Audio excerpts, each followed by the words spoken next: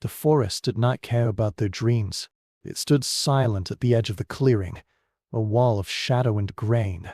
Within that clearing, a structure of peeled logs held back the darkness.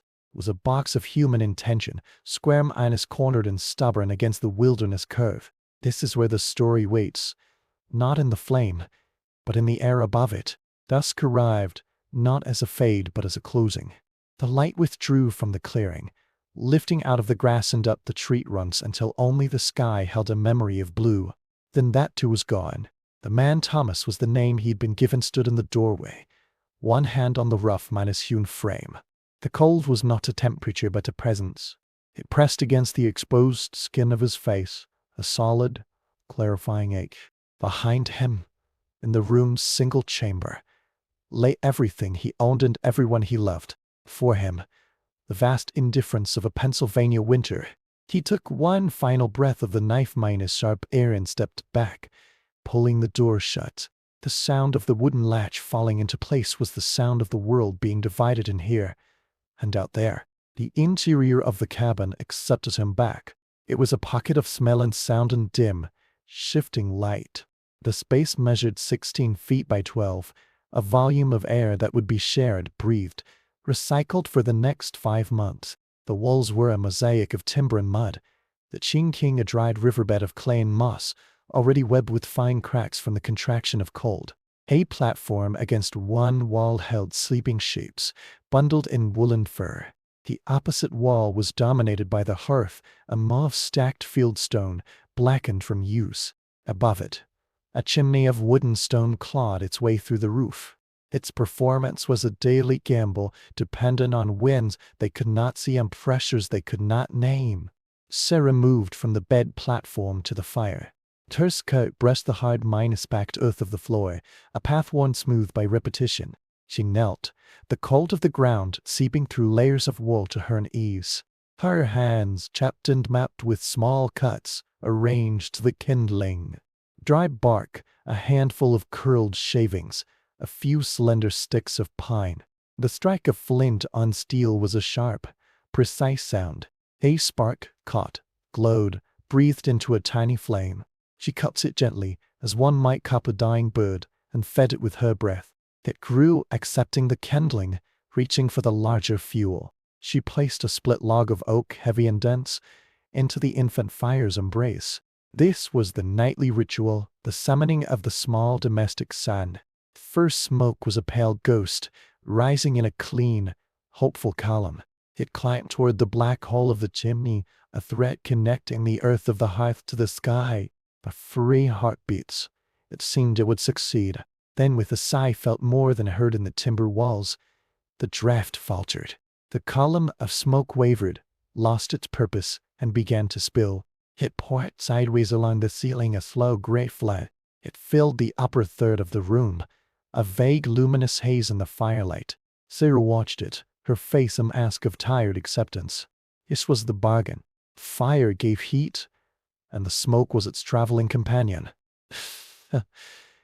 You could not have one without politely enduring the other. She breathed, and the taste settled on her tongue. It was the taste of the forest rendered into air, the sharp resin of pine, the sweet decay of oak, the dry powdery essence of ash. Beneath it was another taste, metallic and faint, like a coin held in the mouth. Her eyes began to burn, not with tears of emotion, but with a simple physiological protest. The moisture that filmed her vision blurred the edges of the room, softening the harsh lines of log and joint. She blinked, and the world cleared for a moment. She knew that by the time the evening meal was eaten, the rims of her eyes would be the color of rock clay. The children on the platform stirred. Elizabeth, 7, coughed. It was a dry, familiar sound, a punctuation mark in the cabin's quiet. It had arrived with the first frost and would not leave until spring loosened the land. James, younger and sturdier, merely turned in his sleep, muttering something lost to the blankets. Sarah's own breath felt shorter than it had in autumn, as if her lungs had forgotten how to fully expand. She attributed this to the weariness that lived in her bones, a tenant that paid no rent. She was 30 minus 4. Her body felt older, as if the years here counted double. Thomas joined her by the fire, extending his hands toward the warmth. His knuckles were swollen, the skin cracked over joints that ached with a deep, cold throb. They did not speak. Conversation was a commodity spent carefully, reserved for necessity. Their communication was in the shared glance, the passing of a ladle, the synchronized rhythm of their breathing in the smoky dim. He dipped water from a bucket into a pot, hanging it over the fire on an iron hook. The water hissed where it met the hot metal. Soon it would boil, and she would add cornmeal, stirring until it thickened into a gruel. It would taste of the pot, of the smoke, of the long storage in a wooden barrel. It would be dinner. As the evening deepened, the smoke descended. It was a gradual migration, a lowering ceiling. Sarah stood to fetch a spoon. Her head entered the cloud. Her eyes watered anew. A dull pressure began to build at the base of her skull. A headache that announced itself not with sharpness, but with a heavy, insistent presence. She sat down quickly, returning to the clearer air near the floor.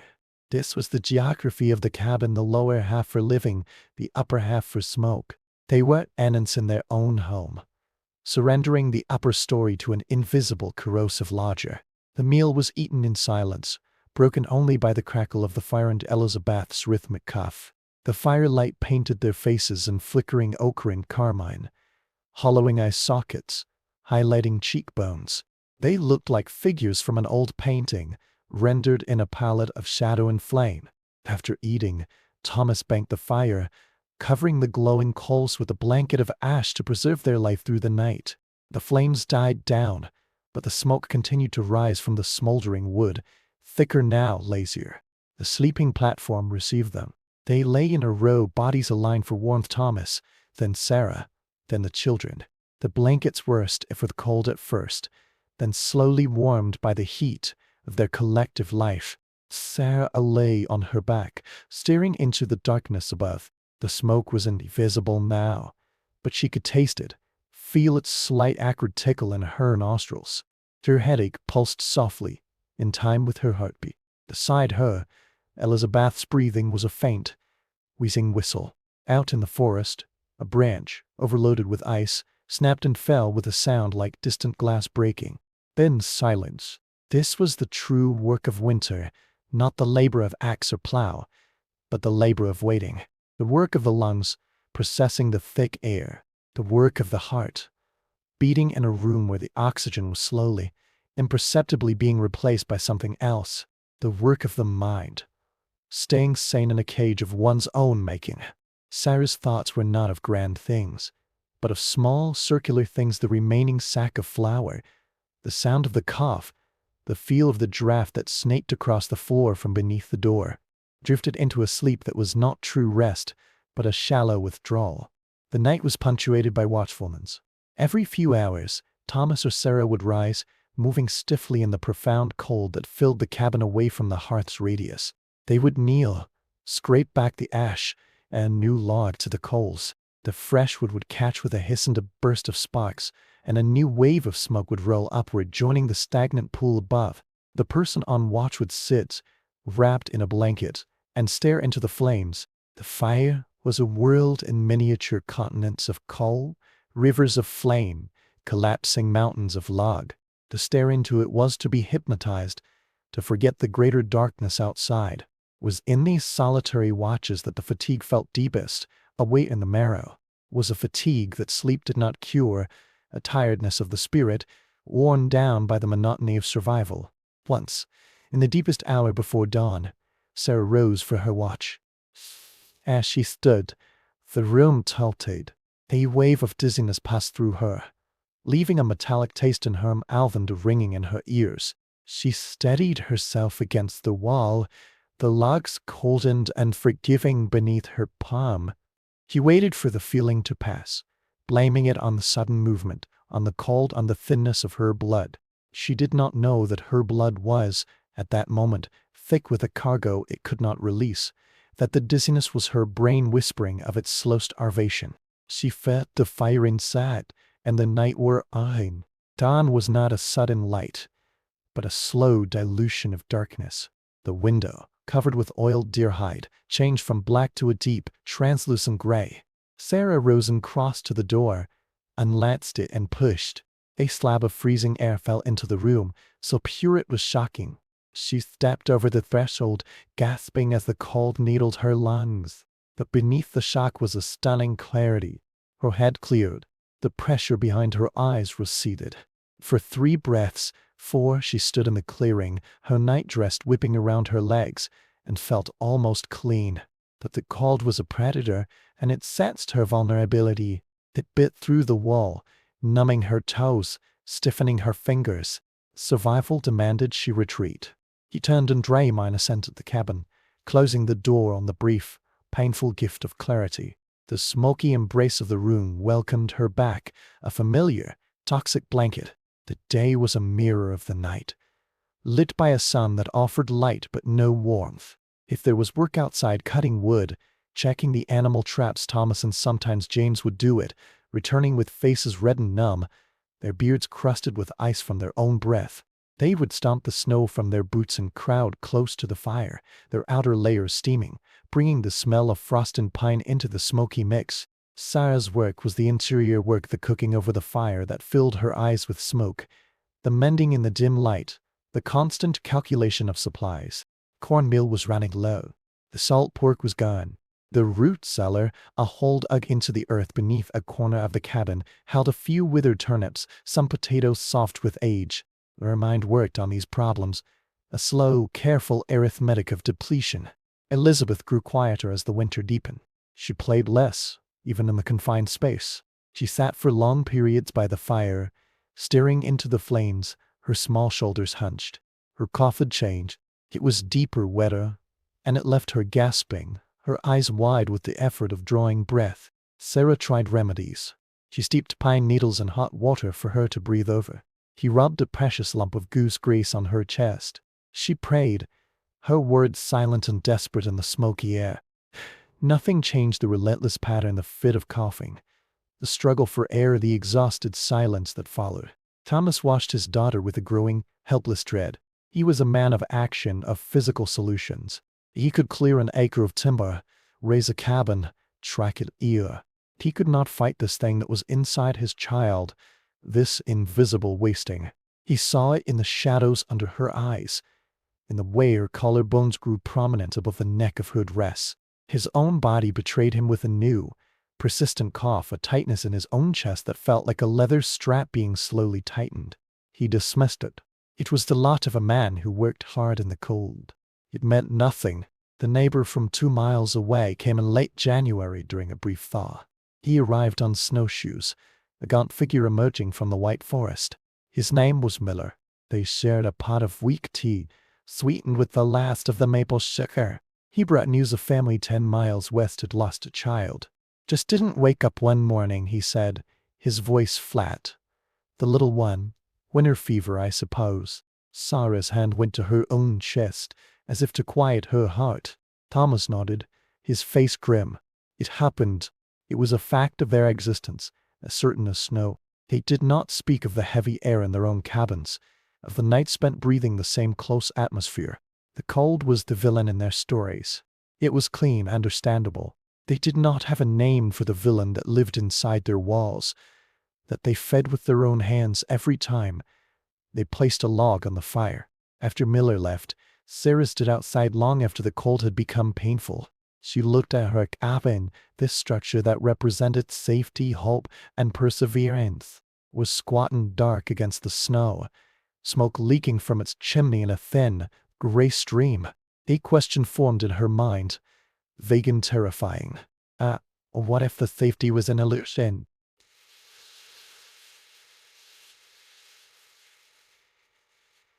If the walls that held the cold at bay were holding something else in, she shook her head, dismissing the thought as disloyalty, as madness. The cold would kill them for certain. The cabin gave them a chance. That was the only equation that mattered. The fire burned. The smoke rose, hit the ceiling, and pooled. They breathed. They slept a sleep that did not restore. They woke more tired than when they lay down. February was a tunnel of time, dark and endless. The woodpile shrank. The food stores dwindled. Their bodies grew lighter, their movements slower. Elizabeth's breathing became the central sound of the cabin, a ragged, worrying rhythm that underscored every other activity. One morning, she could not get up. She lay on the platform, her skin pale and damp, her chest fluttering like a caught bird. Sarah stayed by her side, wiping her forehead, coaxing sips of water between her lips. Thomas and James moved through the cabin like ghosts, their faces set in masks of grim anticipation. She died on a morning when the sky was the color of lead. There was no drama, no final word. One moment she was breathing, the next she was not. The absence of the sound was louder than the sound had ever been. Sarah held her daughter's small, cooling body and felt a part of her own soul detach and float away, up into the smoky air of the cabin, lost forever. They buried her in the frozen ground behind the cabin, next to a small marker for an infant who had come to early years before. Thomas had to light a fire on the earth to thaw it enough to dig. The process took all day. The grave was shallow, the ground too hard for proper depth. They wrapped her in a blanket and lowered her in. Sarah did not cry. She had cried all her years in the long nights of watching. There she felt hollow, a vessel emptied of everything but the will to continue for the two who remained. The cabin felt different after that. It was larger because one small presence no longer occupied space. It was smaller because the grief filled every corner, thick and choking as the smoke. James became quieter, more solemn, his childhood sealed away in the frozen earth with his sister. Thomas' cough worsened. His work outside grew slower, punctuated by bouts of breathlessness. Sarah moved through her tasks with mechanical precision. The fire was fed. The meals were made. The smoke was breathed. Life became a series of actions performed to stave off the final, absolute cold. Spring came, not with a bang, but with a slow drip. The icicles along the roof edge lengthened, then fell, shattering on the ground. The snow receded, revealing the dead brown grass of the clearing. The world opened up again. The door could be left ajar. Windows could be uncovered. Fresh air, sweet with the smell of wet earth and decaying leaves, swept through the cabin, scouring the winter's accumulation from the walls, from their lungs, from their spirits. Sarah stood in the doorway and breathed, and for the first time in months, the air did not hurt. It healed. The tightness in her chest eased. The constant headache faded. James regained some color, some energy. Thomas' cough lessened, though it never fully left him. It was as if they had been underwater all winter, and now had broken the surface, gasping for life. They survived. That was the word they used. They had survived the winter. They did not say they had been poisoned by it, that they carried the damage in their tissues, in the scarred linings of their airways, in the weakened chambers of their hearts. They planted corn in the clearing. They repaired the chinking on the cabin. They lived, but something had been taken. Something intangible, a reserve of vitality, had been spent in the smoky dark and could not be replenished. Years passed in this rhythm. The winter siege, the spring relief. Each siege took a little more. Thomas died during a March thaw when James was a young man. He went to sleep with a rattling in his chest and did not wake. Sarah, now a widow in a cabin filled with too many memories, looked at her son and made a decision. They would leave. They sold the claim to a new family. Bright-minded and hopeful, unaware of the cabin's slow metabolism. Sarah packed her two chests, the same ones she had arrived with decades before. As the wagon pulled away, she did not look back. He could not bear to see the place that had been both her sanctuary and her prison receding into the trees. They traveled east to a town, to her sister's house. It was a proper house, with multiple rooms and glass windows and a chimney that drew the smoke up and away. For the first week, Sarah marveled at the clean air. She slept in a real bed, in a room by herself. But the damage was a patient traveler. It had made the journey with her.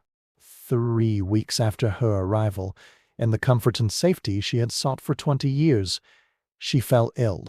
A fever took her, but it found fertile ground and lungs scarred and weakened by 2 decades of smoke. The doctor called it a congestion of the lungs. He bled her, applied poultices. She died in a clean room in a soft bed, her last mumbled words about the fire, about the children being cold. Her body had escaped the cabin, but her lungs never had. James Lowe. He became a merchant. He married, had children of his own. He built a house with the latest heating stove, a marvel of iron and efficiency that burned cleanly. He was vigilant about coughs, about drafts, about the quality of the air his family breathed. He never spoke of the winters in the cabin, not in detail. The story was too bound up with loss, with a suffering that had no name and therefore no redemption.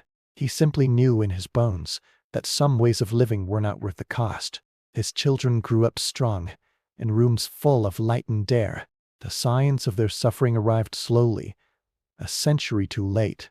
It gave names to the invisible killers. Carbon monoxide, a silent, odorless thief of oxygen, binding to the blood with an affinity 200 times greater than air itself. Particulate matter, microscopic shards of unburned wood and tar, embedding themselves in the delicate tissues of the lungs, causing inflammation, scarring, a slow suffocation from within.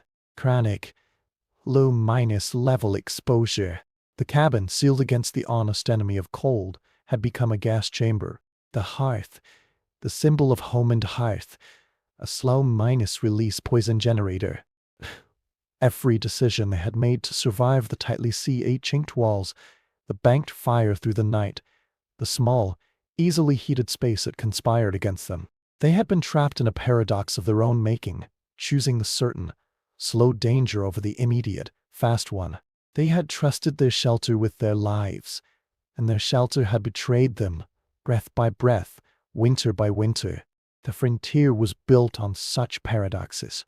It was not merely the dramatic tales of conflict and conquest. It was the quiet, domestic tragedy of a mother breathing poison to keep her child from freezing. The unrecorded statistic of the child who did not wake. The weakening of a strong man not by axe or animal, but by the air in his own home.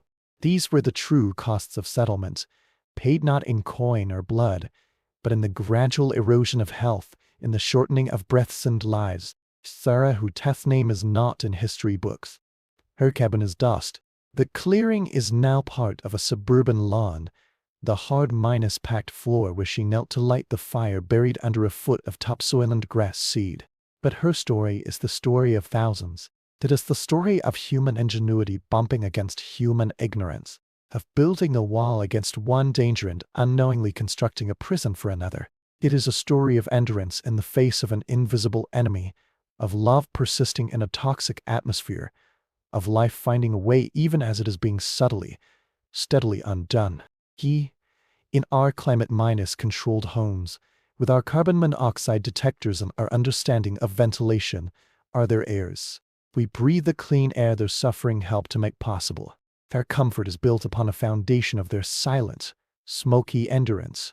When we draw a deep, easy breath on a cold night, we are enjoying a freedom they never knew. A freedom from an enemy they could not see, could not name, and against which their brave, sturdy walls were no defense at all. The fire is out. Smoke has long since dispersed.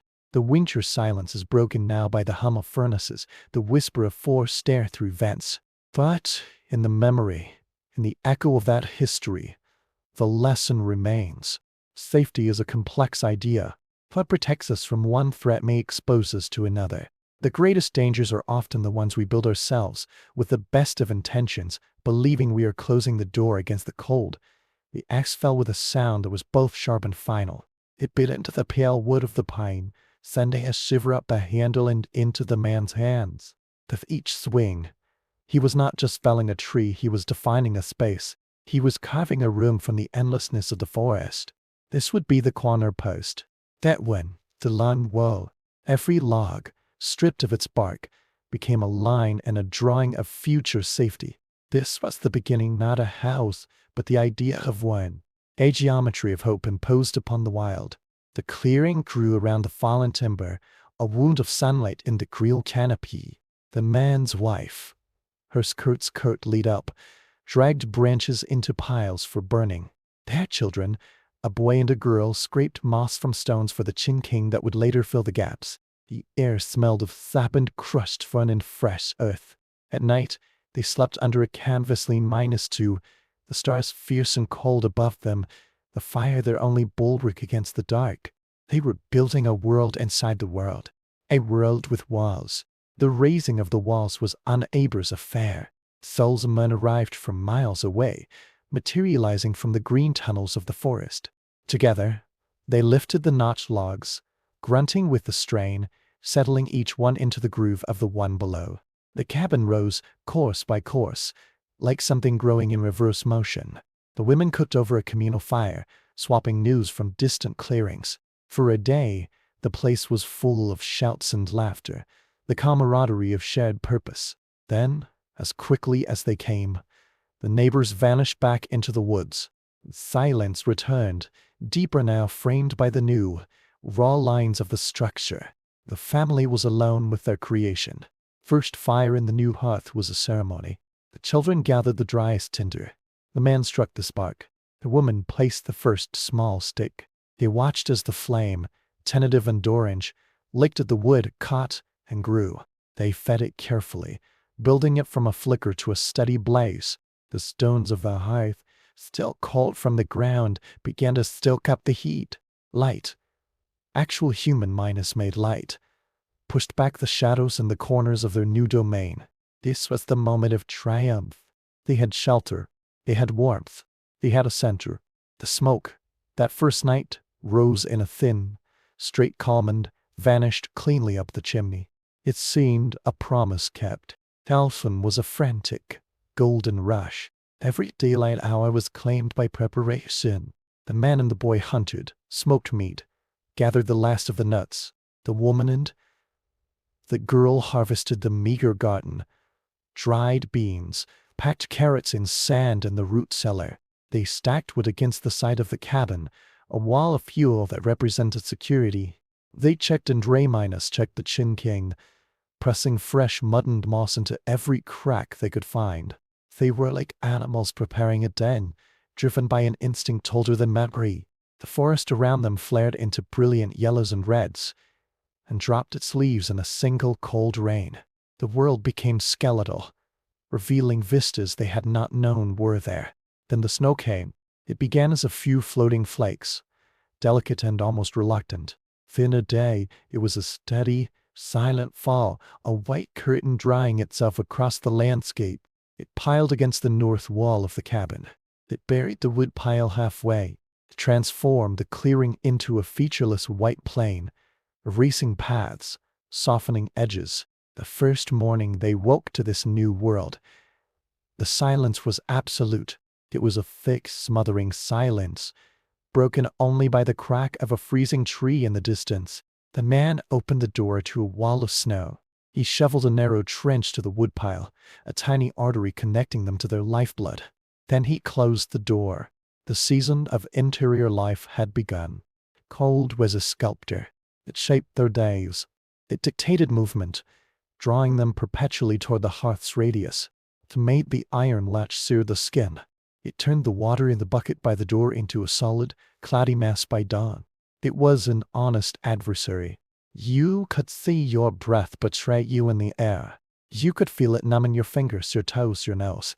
The fire was the only answer.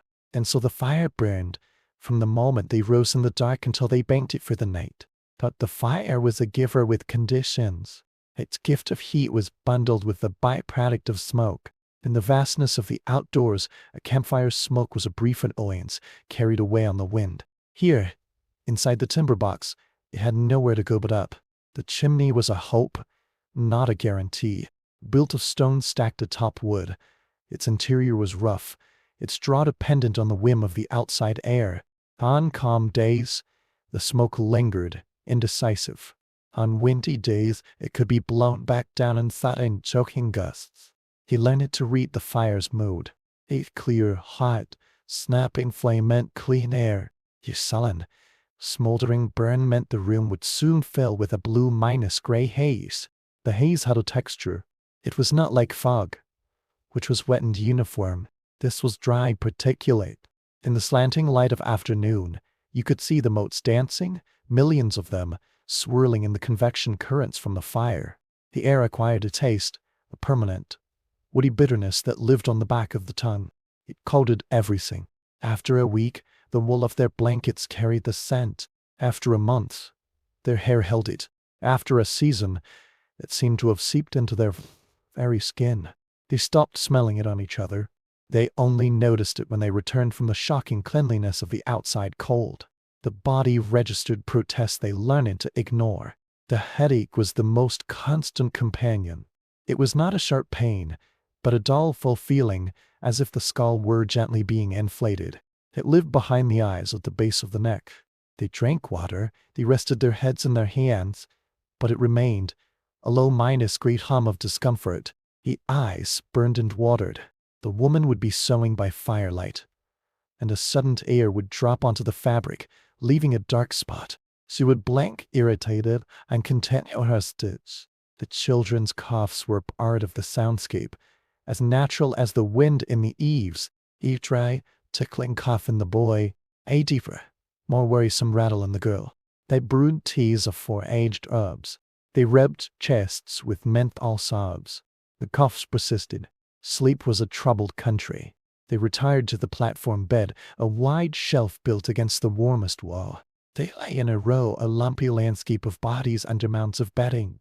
Fire, banked to coals, still exhaled its vapors.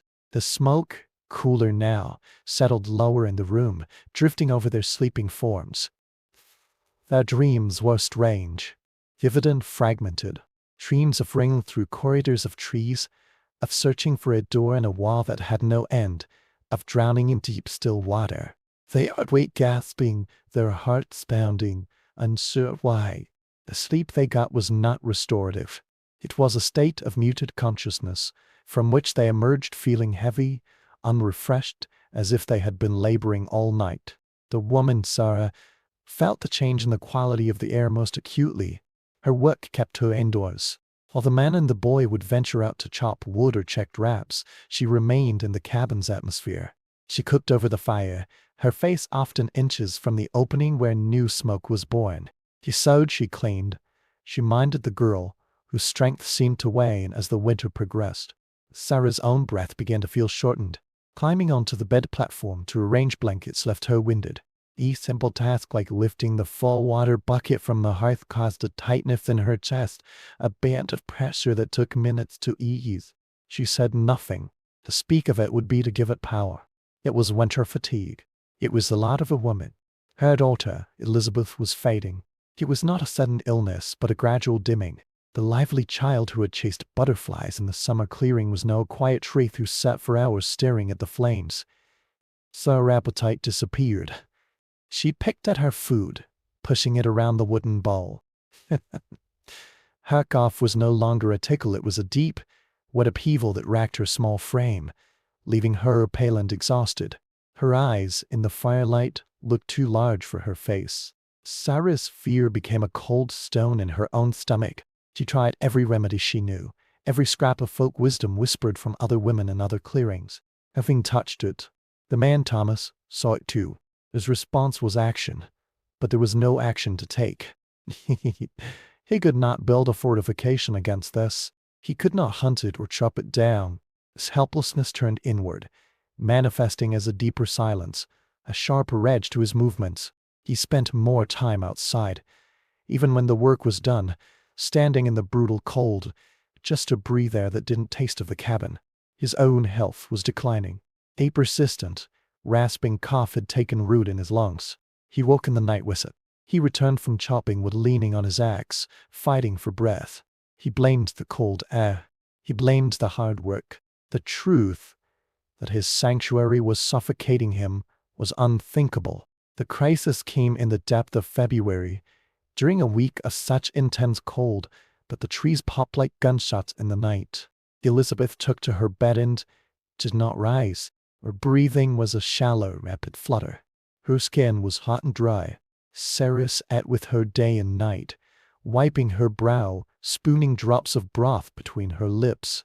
The cabin felt like a trap. The smoke, thick and constant, seemed to press down on them with malevolent weight. One night, Sarah, in a moment of desperate instinct, crawled to the door and lifted the latch, letting a slice of the killing cold air wash over the bed. Elizabeth's breathing eased just for a moment.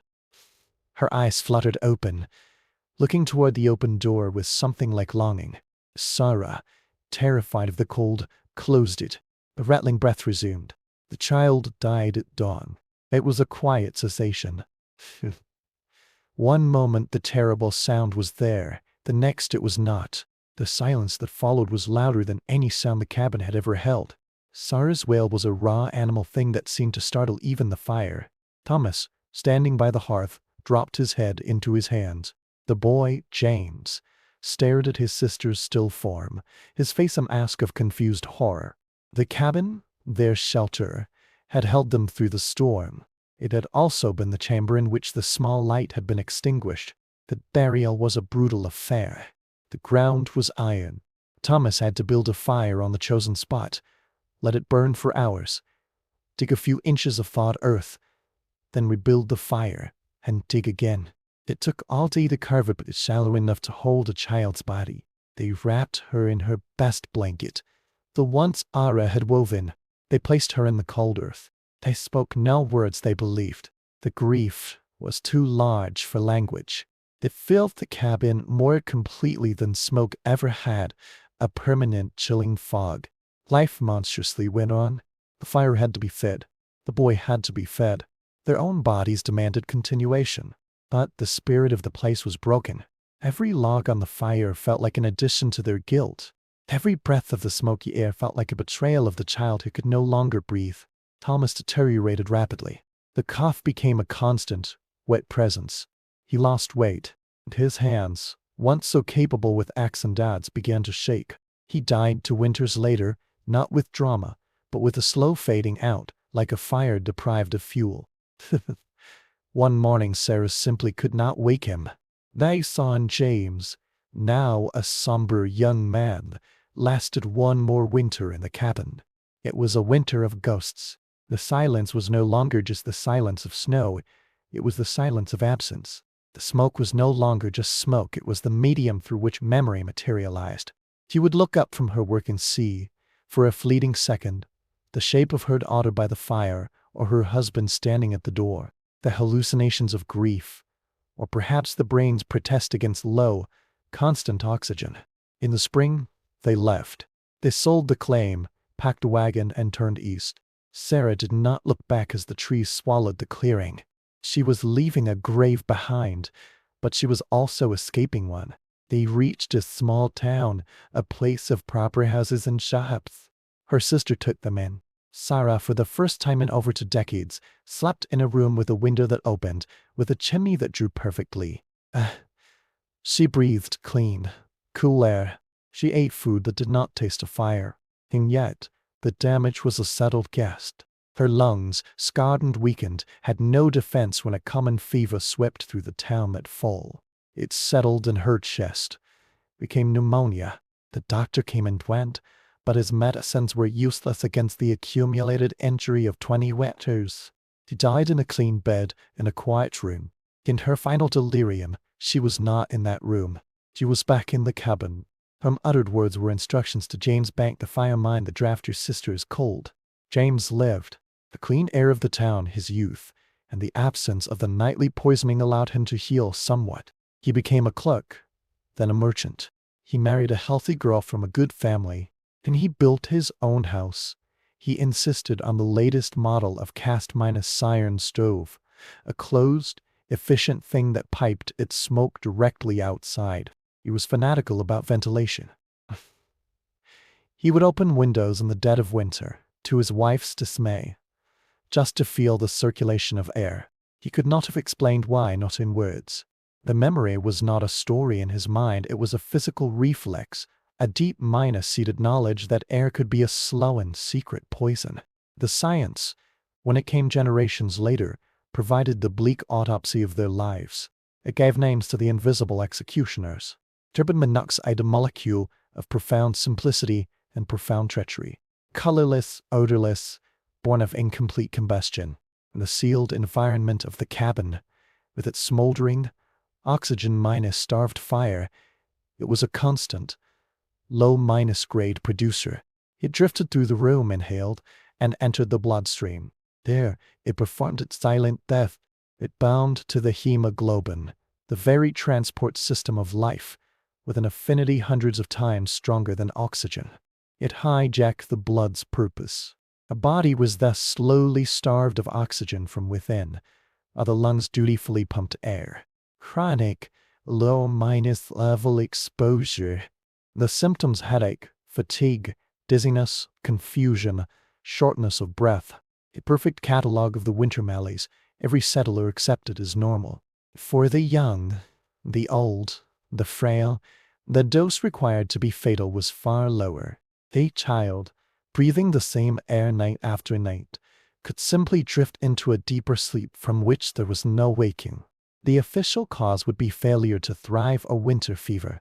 The true cause was in the air they trusted.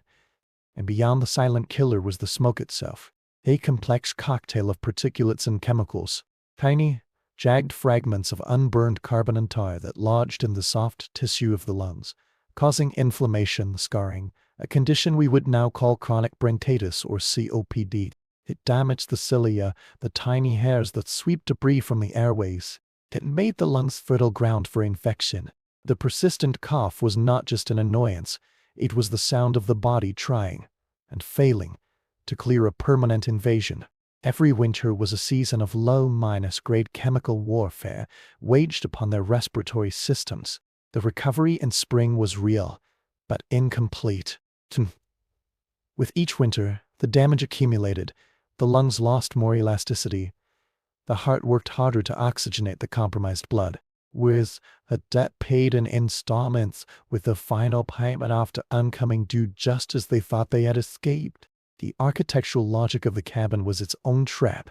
European hearths were in large, drafty halls with high ceilings. The frontier cabin was the opposite: tiny, sealed, and low. The chimney was often an afterthought, shortened, poorly constructed. The very act of making it efficient against the cold's chin king, every crack made it efficient at retaining poison. They had perfected a system for their own slow poisoning. The wealthier a settler was, the larger his house, the better his chimney, the more servants to tend a hotter, cleaner fire. The poor, in their single-room cabins, bore the full, concentrated brunt of the toxicity. Social inequality was measured in breaths per minute, in the clarity of morning thought, and the life expectancy of children. The indigenous peoples, they displaced, often viewed their dwellings with bewilderment. The conical wigwam, with its central fire and smoke hole at the apex, created natural, efficient draft. Airflow was built into the design, honed over millennia of adaptation. The settlers clinging to the architectural traditions of a different continent, of stone manors and timbered halls, were building tombs disguised as homes. Their cultural confidence was a lethal blindfold. The story of Sarah and Thomas is not an anomaly. It is the default narrative. For every tale of frontier heroism, of battles won and land conquered, there are 1,000 untold stories of this quiet, domestic attrition.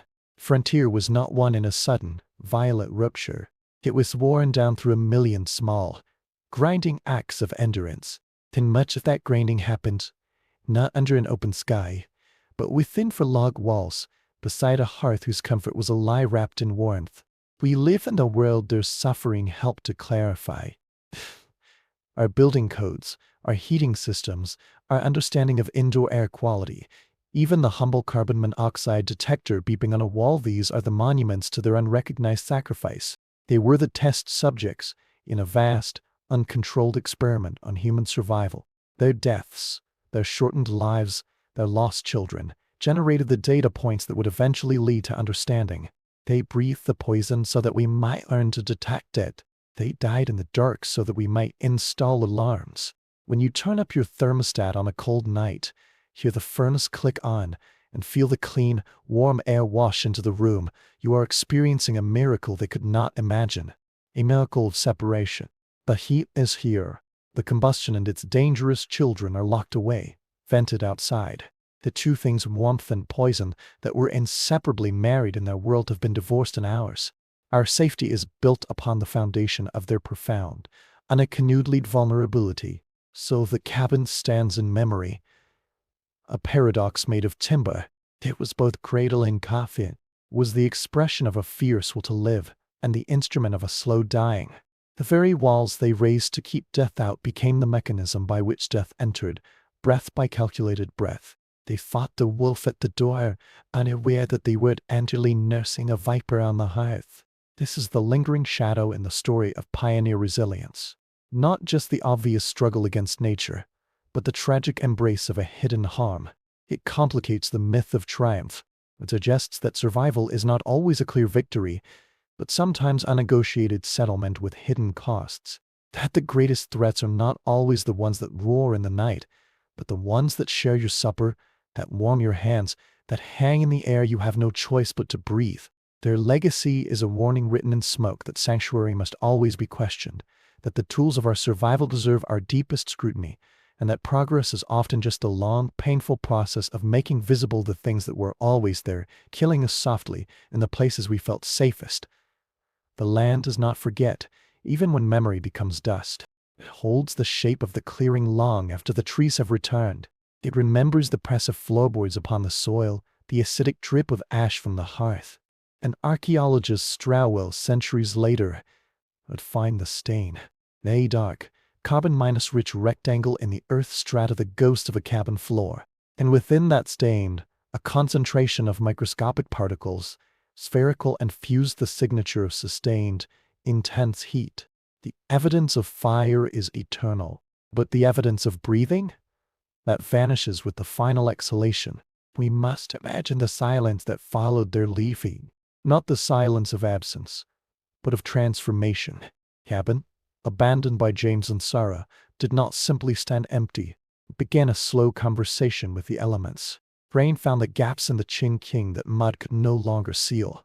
Wind waved at the roof sedging, lifting the dried bark shingles. Ice chewed through the corn husks, stuffing in the mattress digging.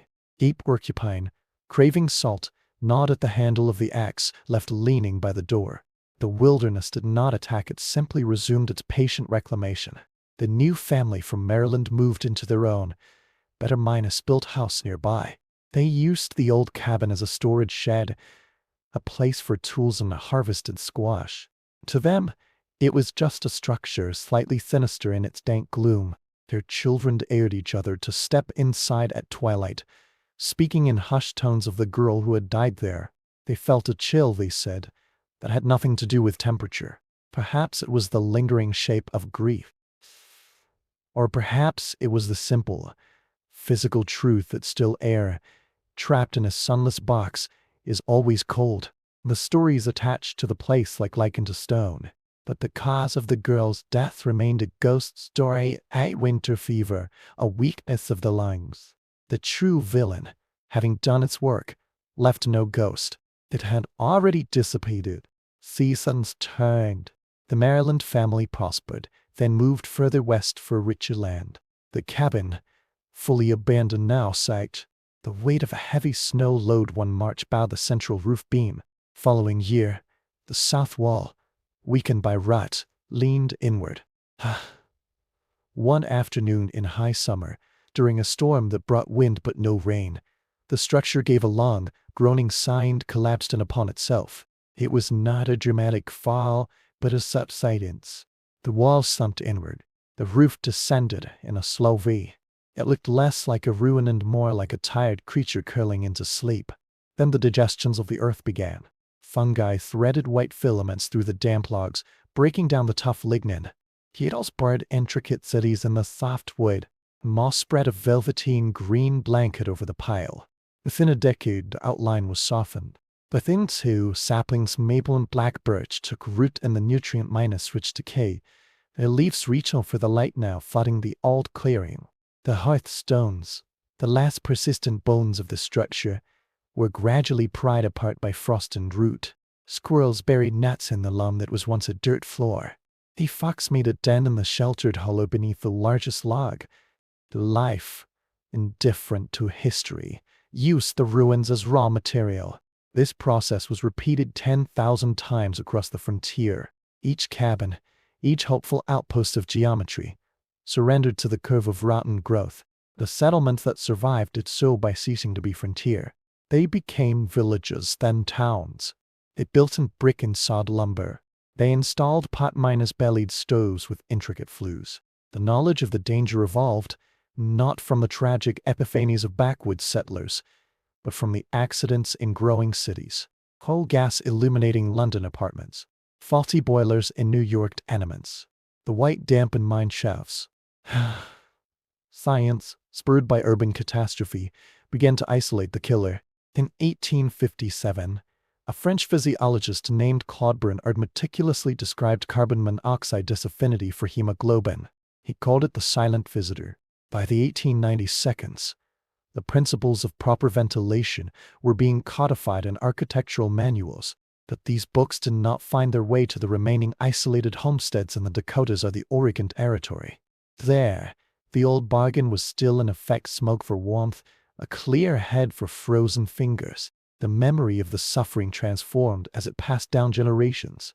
James, the merchant in his well-ventilated house, told his children stories of his childhood. He spoke of the deep snows, of his father's strength, of the taste of venison. He spoke sparingly of his sister. His stories were seasoned with nostalgia, the sharp edges worn smooth by time and success. The physical reality, the constant headache, the taste of soot, the feeling of being unable to draw a full breath, these sensations could not be transmitted.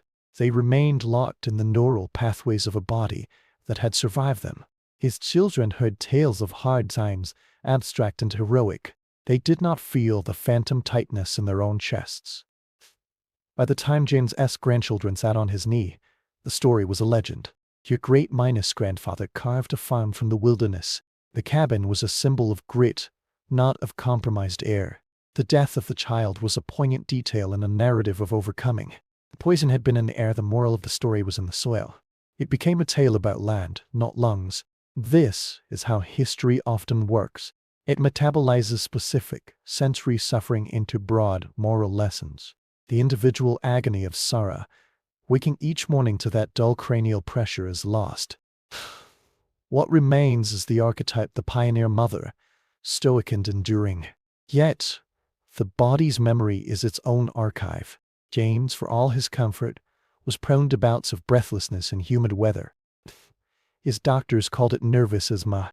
His son, seemingly robust, died unexpectedly at 50 from a sudden heart failure, a condition perhaps linked to a heart muscle subtly stressed decades earlier by chronic, low-grade oxygen deprivation in childhood. Were these connected? No physician would have made the link. The chain of causality was too long, the initial cause too hidden. The poison's legacy was a whisper in the genetic and physiological code, a faint scar on the family's health that manifested as random, unrelated misfortune. In the town that grew near Sarah's final resting place, progress was measured in bricks and railroad tracks.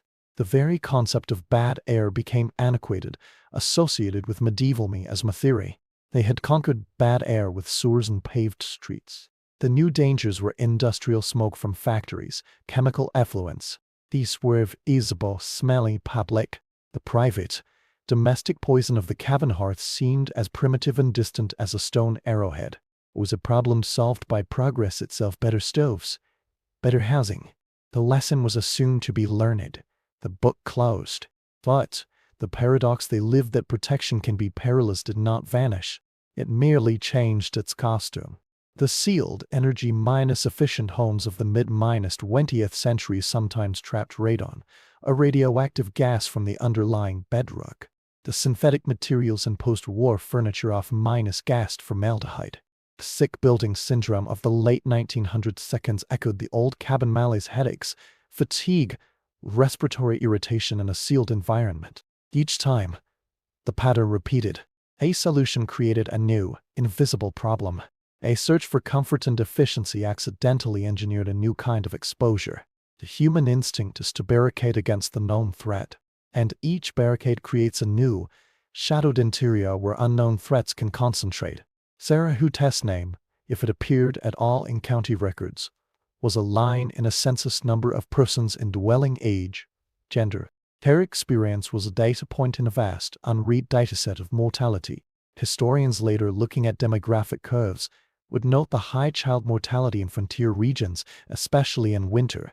They would attribute it to infectious disease, malnutrition, accidents, which was true.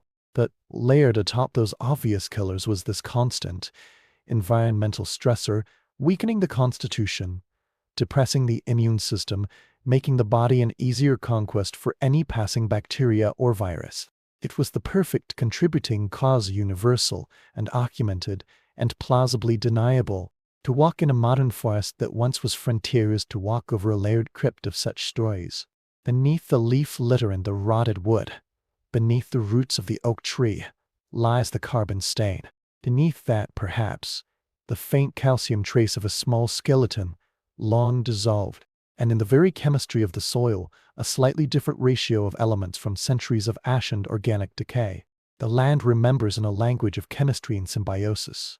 The trees, drawing nutrients from that soil, carry a minuscule part of that history upward into their leaves, which fall in decay and are taken up again.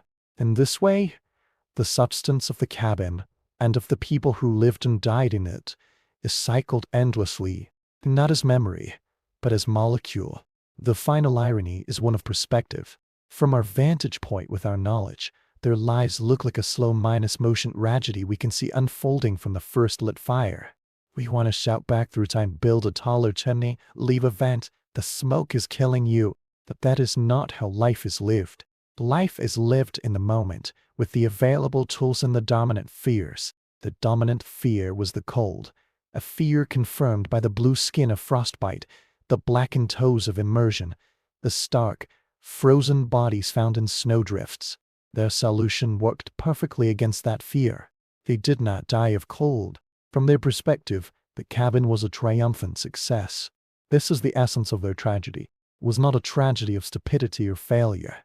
It was a tragedy of partial knowledge. It was the tragedy of solving the wrong problem perfectly. We are, all of us, living in that same condition. We address the alarms that sound most loudly and have the clearest siren. We fortify against the last attack. The silent, cumulative side-minus effect dangers are the ones that history later reveals in stark relief. What are we breathing, ingesting, absorbing today that seems benign or merely an acceptable trade minus off that will be the silent visitor in the stories told about us a century hence? The story of the frontier cabin is not a period piece. It is a parable of human, environmental negotiation. We shape our shelters, and then our shelters shape us in ways we are too close to see. Sarah's breath, shortened by carbon monoxide, is the ancestor of our own concerns about particulate pollution and volatile organic compounds. Her headache is the cousin of the modern office worker's sick-building migraine. The constant, low-grade price she paid for warmth is mirrored in the subtle, long-term costs we accept for convenience, for connectivity, for comfort. So, when the wind blows cold against your well-insulated window, and you feel a grateful warmth from a source you do not see, remember the bargain. All comfort has a cost. The great achievement of modernity is not the elimination of that cost, but the externalization of it. We have pushed the combustion, the toxicity, the waste, further away to the power plant, the factory, the processing facility. It is still there. It is just not in the room with us. Sarah's cabin contained its own cost within its four walls. A civilization diffuses its costs across the globe and across the future. Which is the more moral arrangement? There is no easy answer. We have simply found a way to breathe easier in our individual dwellings, while the collective atmosphere changes in response. Let the cabin, then, stand in the mind not as a relic, but as a lens. Look through its empty window frame, past the rotting sill, and see not just the past, but a pattern. The pattern of unintended consequence. The pattern of survival with attrition. The pattern of love persisting in a poisoned medium. Sarah tending her dying child in that smoky room is not just a historical figure. She is an image of humanity itself, caring, desperate, resourceful, and trapped within the unforeseen ramifications of her own ingenuity. The fire is ash. The timber is humus. The people are names in a genealogical database. But the question they lift remains, burning quietly. What are the walls we are building now? That silent, costless minus seeming warmth are we embracing? And what will it have taken from us, breath by breath, by the time we finally understand? The greatest dangers are never the ones that shout. They are the ones that murmur in a language we mistake for comfort. They wear the familiar face of the hearth, the trusted texture of a hand-hewn wall. This is a story about a particular kind of silence. Not the silence of the empty forest, but the silence of a threat woven into the fabric of safety itself. Imagine the wall, not as a barrier, but as a membrane. On one side, the absolute, clarifying violence of cold. It is a world reduced to essence, wind, ice, the crystalline fracture of freezing sap. It announces its intention with every gust, every needle minus prick on exposed skin. It is honest in its hostility. To step into it is to understand, immediately, the terms of engagement. You will fight, or you will die. The fight is simple, physical, direct. Now step through the membrane. The door closes. The roar of the wind becomes a muffled complaint. The light is now the light of a single source, orange, wavering, alive. The air is thick, not with moisture, but with the suspended residue of burning. It tastes of charred resin. This is the other side of the equation. You have escaped the screaming threat. You've entered the murmuring one. In the beginning, the cabin feels like triumph. Every smoothed log is a defeated tree. Every tight joint is a seal against chaos. The hearth is an altar to human ingenuity. Here, you take the wild, untamed energy of fire and domesticate it. You make it sit in a stone box and work for you. The warmth it gives us a palpable victory. It melts the frost from your beard. It loosens the clench taken your fingers. It pushes back the pressing dark. In this moment, you are not a victim of nature. You are its subduer. The cabin is your proof. But the physics of survival are indifferent to narrative. Fire consumes oxygen. In a space this small, sealed against the voracious cold, oxygen becomes a precious, dwindling currency. The combustion grows lazy, inefficient. The flame, robbed of its full feast, produces not just lightened heat, but a suite of chemical apologies. Carbon monoxide, the perfect thief, it is born from the fire's hunger. It enters not with a scent or a taste, but as an absence. It arrives as the gradual subtraction of clarity. The symptoms are masters of disguise. A headache is the first infiltrator. It does not announce an injury but a growing ambient pressure. You blame the long day, the worry, the unrelenting tension of winter. The fatigue is the second. It is a gravity that seems to pull in the marrow of your bones. It makes the simple act of rising from the stool an act of will. You blame the hard work, the sharp days, the weight of responsibility, the shortness of breath, the tightness in the chest. These feel like the natural cost of a hard life. You are not being poisoned. You are simply being tested. And to question the test is to question the very premise of your being here. The children are the most sensitive instruments. Their smaller bodies process the poison more efficiently. Their sleep becomes deeper, more profound, less troubled by the coughs that rack them by day. You look at them, so still on the platform, and you feel a pang of gratitude. At least they are resting. You do not see the deeper stillness gathering in their cells. You see only the peace on their faces, painted in the unreliable brushstrokes of a firelight. When one does not wake, the explanation is tragically simple. The winter was too hard. The child was too frail. God called a small soul home. The cabin, the fire, the closed door, these were not actors in the tragedy. They were the stage. And you cannot blame the stage. This is the central, devastating illusion. The cause and effect are separated by time and masked by familiarity. The gunshot is immediate. The bleeding is obvious. The connection is clear. But the cause here is the nightly ritual of safety. The effect is a slow, systemic weakening that manifests months or years later as a susceptibility, a consumption, a failure of the lungs. The link is invisible. To survive the frontier, you had to believe in your own agency. You had to believe your walls were strong, your fire was loyal, your decisions were sound. To entertain the idea that your agency was building your own coffin was a thought too catastrophic to think, till the mind, in its wisdom, rejects it. The evidence is filed away under misfortune. God's will, the way of things. The woman Sarah becomes a scientist of symptoms without a theory of disease. She catalogues the changes. Her husband's cough deepens from a dry bark to a wet, troubling rattle. Her own vision blurs at the edges when she stands too quickly. Her daughter's laughter loses its bell-minus-like clarity, replaced by a breathless, wheezing giggle. She experiments with treatments. She administers poultices of mustard and onion. She brews teas from pine needles and slippery elm. She prays. She observes the results with a desperate, meticulous attention. Some days are better than others. On days when the wind is from the south, the chimney draws well, the air is clearer, the headaches recede. Hope, that most tenacious of weeds, sprouts again. She thinks perhaps the poultice worked.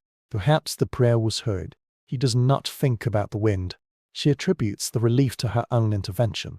This is how the mind survives the unthinkable, by constructing a story of controls, however fragile.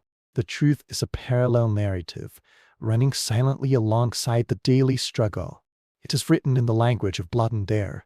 While Sarah counts her remaining sacks of flour, her hemoglobin is silently binding with a molecule that renders it useless.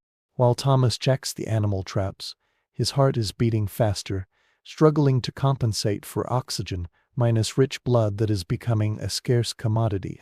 While the children sleep, their developing brains are receiving a diluted fuel. The real drama is not outside, in the battle with the elements. It is inside, at the microscopic crossroads of respiration. It is a drama without a villain anyone can name, and therefore without a hero. This dynamic creates a cruel hierarchy of suffering. The ones who spend the most time in the sanctuary are the most betrayed by it. Women, anchored to the hearth by the endless cycles of cooking, mending, and childcare. The very young and the very old, whose bodies lack the reserves to withstand the constant, low-minus-grade assault. Poor, whose cabins are smallest, most tightly sealed, and most poorly ventilated. Their sufferings privatized, internalized, normalized. It becomes part of the texture of their identity. The frontier wife's chronic greenness, the consumptant child, the old settler with the winter cough. It is not a medical condition. It is a character trait. Meanwhile, the structures of power breathe easier. The fort commander, in his multi-room quarters, can escape the worst of the smoke. The wealthy merchant's wife, in her brick house with a hired girl to tend the fires, might complain of the smell, but not of a tightening chest. Their survival rates are better. Their children are sturdier. History, written later, might note their stronger constitutions, or better fortune, or rarely note the superior angle of their chimney flue, or the square footage that diluted the poison. Advantage is often just the accident of breathing cleaner air. Years later, when science arrives with its lenses and its equations, it will perform the autopsy on a way of life. It will give the simple, elegant explanation. It will be a revelation of stunning obviousness. That for Sarah, lying in her bed miles from the frontier, the revelation comes too late. It comes as the feeling of her own lungs filling with fluid, not from the slow poison, but from an infection that found a perfect home in tissue scarred by years of that poison. The final illness is merely the executor of a sentence passed long ago in 1,000 winter nights. She dies not from the frontier's dramatic violence, but from the accumulated interest on a debt she never knew she was incurring. And then the forgetting begins. The specific, sensory truth of it, the taste, the headache, the particular shade of gray the smoke turned at twilight fades with the last eyewitness. James, her son, carries a profound, wordless aversion to closed, smoky rooms. He builds a life around airiness and light. But he does not tell the story of the poison. He tells the story of the cold, of the hard work, of the loss. The poison has no character. It has no face. It cannot be fashioned into a parable of endurance, so it is omitted. The story that gets passed down is a story of external obstacles overcome, not of a hidden, intimate betrayal. The cabin becomes a symbol of resilience, not of the complex, double-edged nature of refuge. This is how we metabolize historical suffering. We extract the inspiring struggle and discard the meaningless agony. We turn the cabin into a monument to the human spirit, forgetting that the human spirit, in that place, was slowly being asphyxiated by its own cleverness. Remember the fight against the wolf at the door. We forget the viper on the hearth. But the pattern does not die with the last log of the last cabin. It replicates. It is the pattern of every human adaptation. If we identify a threat, we build a defense. The defense creates a new, unseen vulnerability. The sealed automobile protects us from weather and accident, but fills with off-gassed chemicals from its own components. The antibiotic defeats an infection, but disrupts an entire ecosystem within the body, with consequences we are still mapping. The digital walls we build for connection and security become chambers for new forms of isolation, anxiety, and surveillance. We are always building cabins. We are always making trade-offs we cannot fully calculate. So the story of Thayer's winter is not a closed chapter. It is an open parable. It asks us, what are our cabins? What are the walls we are building right now with such conviction to keep out our particular wolves? What warmth are we creating? And what invisible cost is woven into its fabric? What are we breathing day after day in the sanctuary of our own making that we have learned not to notice? The frontier is not a place on an old map. It is a condition. It is the condition of moving into the unknown, armed with knowledge that is necessarily incomplete. It is the condition of building shelter with one hand while unknowingly sketching the blueprint of your own vulnerability with the other. Sora's cabin was a material fact. Our cabins are technological, social, political, but the existential equation remains the same.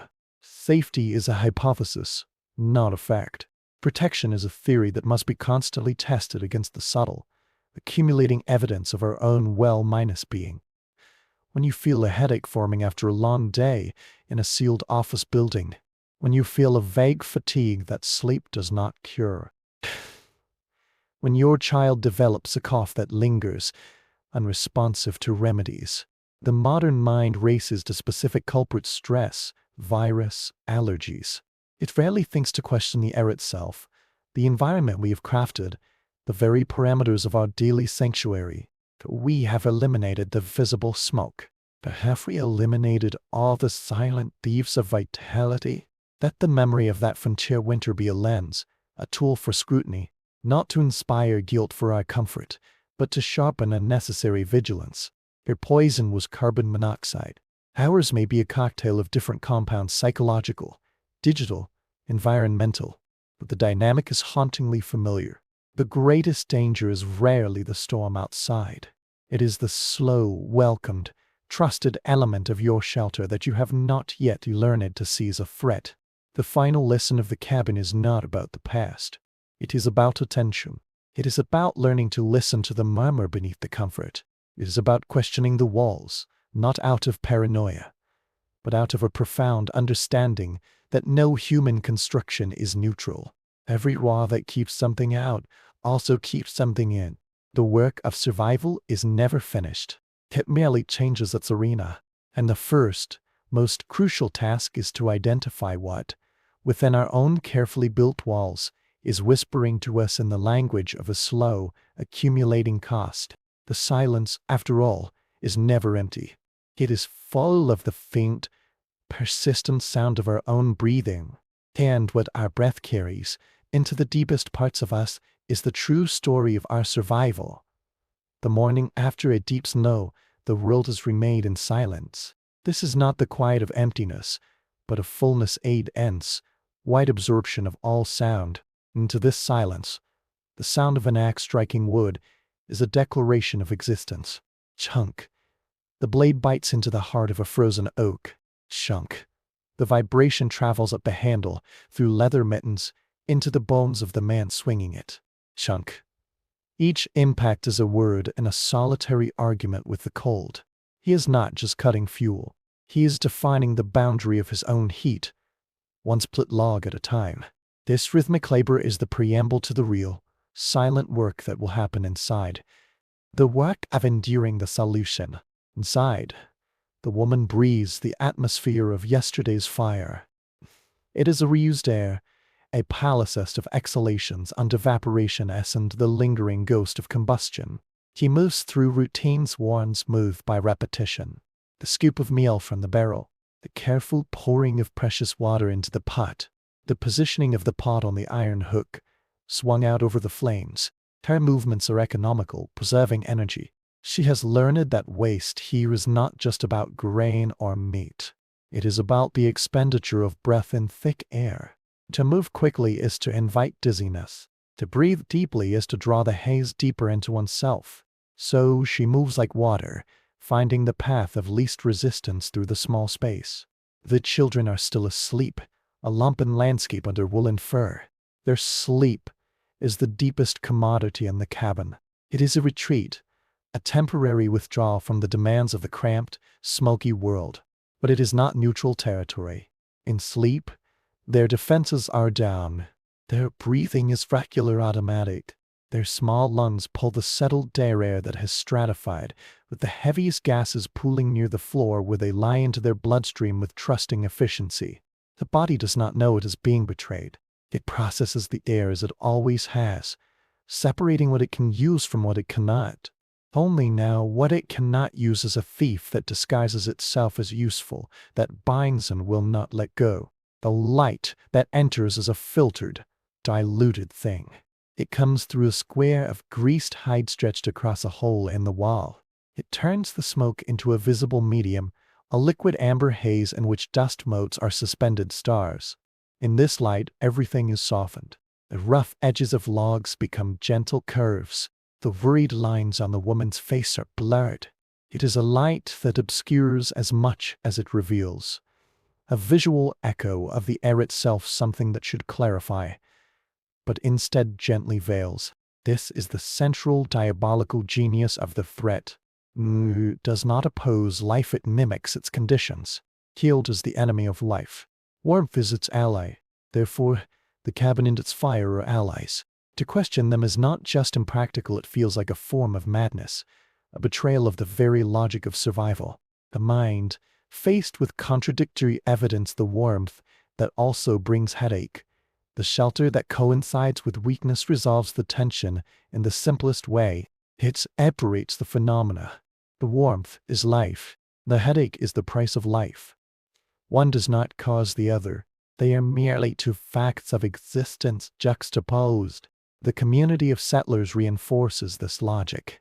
When they gather in rare, season meetings, they do not compare notes on chimney designs or air quality. They speak of wolves and harvests, and the price of salt. They speak of children lost. The cold took him, one will say, and all will nod, their faces grim with the shared understanding of an honest foe. No one says, the air in our cabin grew heavy that night, and he slept deeply to wake. That sentence does not exist in their language. The vocabulary for their true peril has not yet been invented. So their shared reality is built around the dangers they can name. The unnameable danger remains private, a lonely, unexplained attrition. This creates a profound isolation within the shared struggle. Each family sits in its own box of altered air, experiencing similar symptoms, drawing similar isolated conclusions. They are a community of parallel loneliness, united by a battle against the cold, but individually succumbing to a slower, more intimate siege. Their social bonds, their neighboring, is conducted in the clean air between cabins. The shared, unspoken interior experience, the smoky taste, the constant low-grade nausea remains unshared. It is the hidden, shameful underbelly of pioneer life, not the glorious struggle against nature, but the inglorious, weakening intimacy with a toxic companion they must by necessity embrace. The seasons, then, are not just changes in weather. They are changes in the very medium of existence. Summer is lived in a world of boundless, clean air. The lungs expand, the head clears, the body, miraculously, seems to repair itself. Energy returns. This recovery is so dramatic it feels like a return to one's true self. It validates the winter's struggle. See, the body says, I am strong. The winter was hard, but I have overcome. It is a powerful, convincing illusion. That obscures the fact that the recovery is never total, that each winter leaves a residual scar, a slight reduction in capacity, like a fabric weakened by repeated, careful scorching. The man, Thomas, feels this most in his labor. In June, he can swing the axe from sunup to sundown. In October, his endurance is already subtly less. He blames age, though he is not old. He blames the previous winter's toll. He does not blame the coming winter's precursor. The nights now growing colder, the fire now burning longer, the first faint taste of smoke returning to the evening air. He is preparing willingly to Reem Inus enter the medium that will once again begin its slow work on him. Preparation is an act of hope. It is impossible to see it as an act of gradual self-assimilation. The woman, Sarah, measures the seasons in the health of her children. Summer is plump cheeks and loud laughter in the clearing. Autumn is a robust helping with the harvest. Early winter is the first cough, a thing to be noted and watched. Late winter is the anxious vigilance, the listening to the quality of the breath in the dark. Her years a slow, tightening spiral around the well-minus being of those in her care. Her own diminishing breath is a secondary concern, a background noise to the more urgent signal of a child's distress. In this way, the poison's effect is multiplied. It strikes the most vulnerable directly, and it strikes the caregiver through 1,000 tiny fractures of worry and helplessness, a psychic suffocation that mirrors the physical one. When death comes, it is therefore a relief from multiple pressures. Terrible listening is over. The struggle to draw a clear breath into small, struggling lungs is finished. The guilt-ridden question, am I doing enough, is rendered moot. The grief that follows is clean, sharp, and sanctioned. It has a name and a shape. It can be wept over, spoken of, ritualized with a burial. It is a public tragedy. The 1,000 small, daily griefs that preceded it, the loss of appetite, the loss of play, the fading light in a child's eyes, those were private, slow, and confusing. They were not tragedies, they were conditions. The final death makes a tragedy of the condition, but it still misnames the cause. And so the cabin endures, not just as a structure, but as a cognitive trap. It embodies a brilliant solution. It is empirical proof of human mastery. To survive within, it is to validate its design. The evidence of its failure is written in the weakened bodies of its inhabitants, but the language is cryptic. The body says, I am tired. The cabin says, I have kept you from freezing. Both statements are true. The mind, faced with this paradox, sides with the more immediately verifiable truth. The cold outside is lethal. The warmth inside is preservation. The correlation between the warmth and the tiredness is noted, but the causal link is broken by the overwhelming life minus or minus death necessity of the warmth. The tiredness becomes an acceptable, if regrettable, side effect. The unthinkable alternative that the preservation itself is a dilutive poison remains unthought. This is the story of human adaptation. We are brilliant problem-minus solvers. We identify the most acute threat and marshal our resources to defeat it. In doing so, we often create new systems. And systems have their own logic, their own byproducts, their own slowly revealed consequences. The cabin is a system. The frontier is a system. Civilization is a system. Each is a response to a previous threat. Each generates its own unique internal weather. We stand now in systems of our own making, breathing an air whose composition we only partially understand. Our digital cabins, our economic cabins, our political cabins. They keep out certain kinds of cold uncertainty, disorder, want, and in doing so, they generate their own unique atmospheric byproducts. A low-grade anxiety that functions like carbon monoxide, binding to our mental hemoglobin, reducing our capacity for joy and clarity. A flood of information that acts like particulate matter, irritating our cognitive lungs, causing inflammation of thought. The symptoms are modern, the endless scroll through bad news, the feeling of connection that leaves us more isolated, the safety that feels strangely like confinement. We, like Sarah, are scientists of symptoms without a full theory of disease. We know we are tired. We know we are anxious. We blame the cold outside the pace of modern life, the chaotic news cycle, the demands of work. We seek warmth in our digital hearths, our curated feeds, our walls of ideology. And the warmth we find is real. It comforts. It connects. It holds the vast, terrifying cold of the universe at bay. But it also generates its own smoke. We feel the headache, the shortening of mental breath, the dull pressure behind our eyes. We call it burnout. We call it doom scrolling. We call it political fatigue. We treat the symptoms with digital poultices, meditation apps, news diets, self-care rituals. We rarely question the atmospheric composition of the cabin itself. The legacy of the frontier cabin is this: a warning about the ecology of safety. No refuge is simply a void where threat is absent. It is a new environment with its own properties, its own climate, its own endemic risks. The work of true survival is not just building walls against the known cold. It is the perpetual, humble monitoring of the air inside. It is learning to recognize the taste of your own poison. It is understanding that the most vital skill may not be fortification, but ventilation.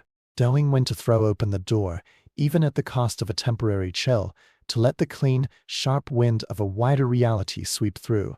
The axe falls. Fire is lit. The door is closed.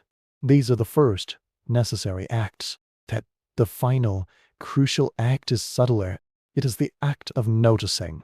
Noticing the quality of the silence. Noticing the taste on your tongue. Noticing the weight of your own eyelids. It is the act of asking quietly, persistently, what is it that this warmth requires me to breathe? And what is it slowly, patiently, taking from me in return? The pioneers never found that question. Their struggle was too immediate, their framework too limited. We have their example. We have the benefit of their unseen suffering. Our task is to look at the walls we have built, so proud and sturdy, and to ask what invisible equations they are solving. And, more importantly, what invisible equations they are writing in the air. We have no choice but to share breath by breath, day by day within the sanctuary of our own design. The forest holds its breath in winter. This is not a metaphor, but a physical fact. The metabolic processes of the trees slow to a near halt. The sap retreats. The leaves are long gone, abandoning their roles as tiny, rustling lungs. In this suspended animation, the only constant exhalation comes from the cabin. A thin, great plume against the vast, white silence. It is the signature of life within. A fragile claimed stake not in soil, but in atmosphere. Inside, time changes its nature. It is no longer measured by the sun's arc, but by the consumption of fuel. A day is not sunrise to sunset. Data is from the adding of the morning log to the banking of the evening coals. The clock is the diminishing pile by the wall, the shrinking of a tangible resource against an intangible endless cold. This compression of time to a single, repetitive cycle has a psychological effect. It shrinks the future. The mind cannot plan for spring planting when all its focus is required for the next 6 minus, or increment of warmth. The horizon contracts to the fire's radius. The world beyond the frosted window becomes theoretical. A story once read but now half minus forgotten. In this shrunken world, the body's signals become the primary text.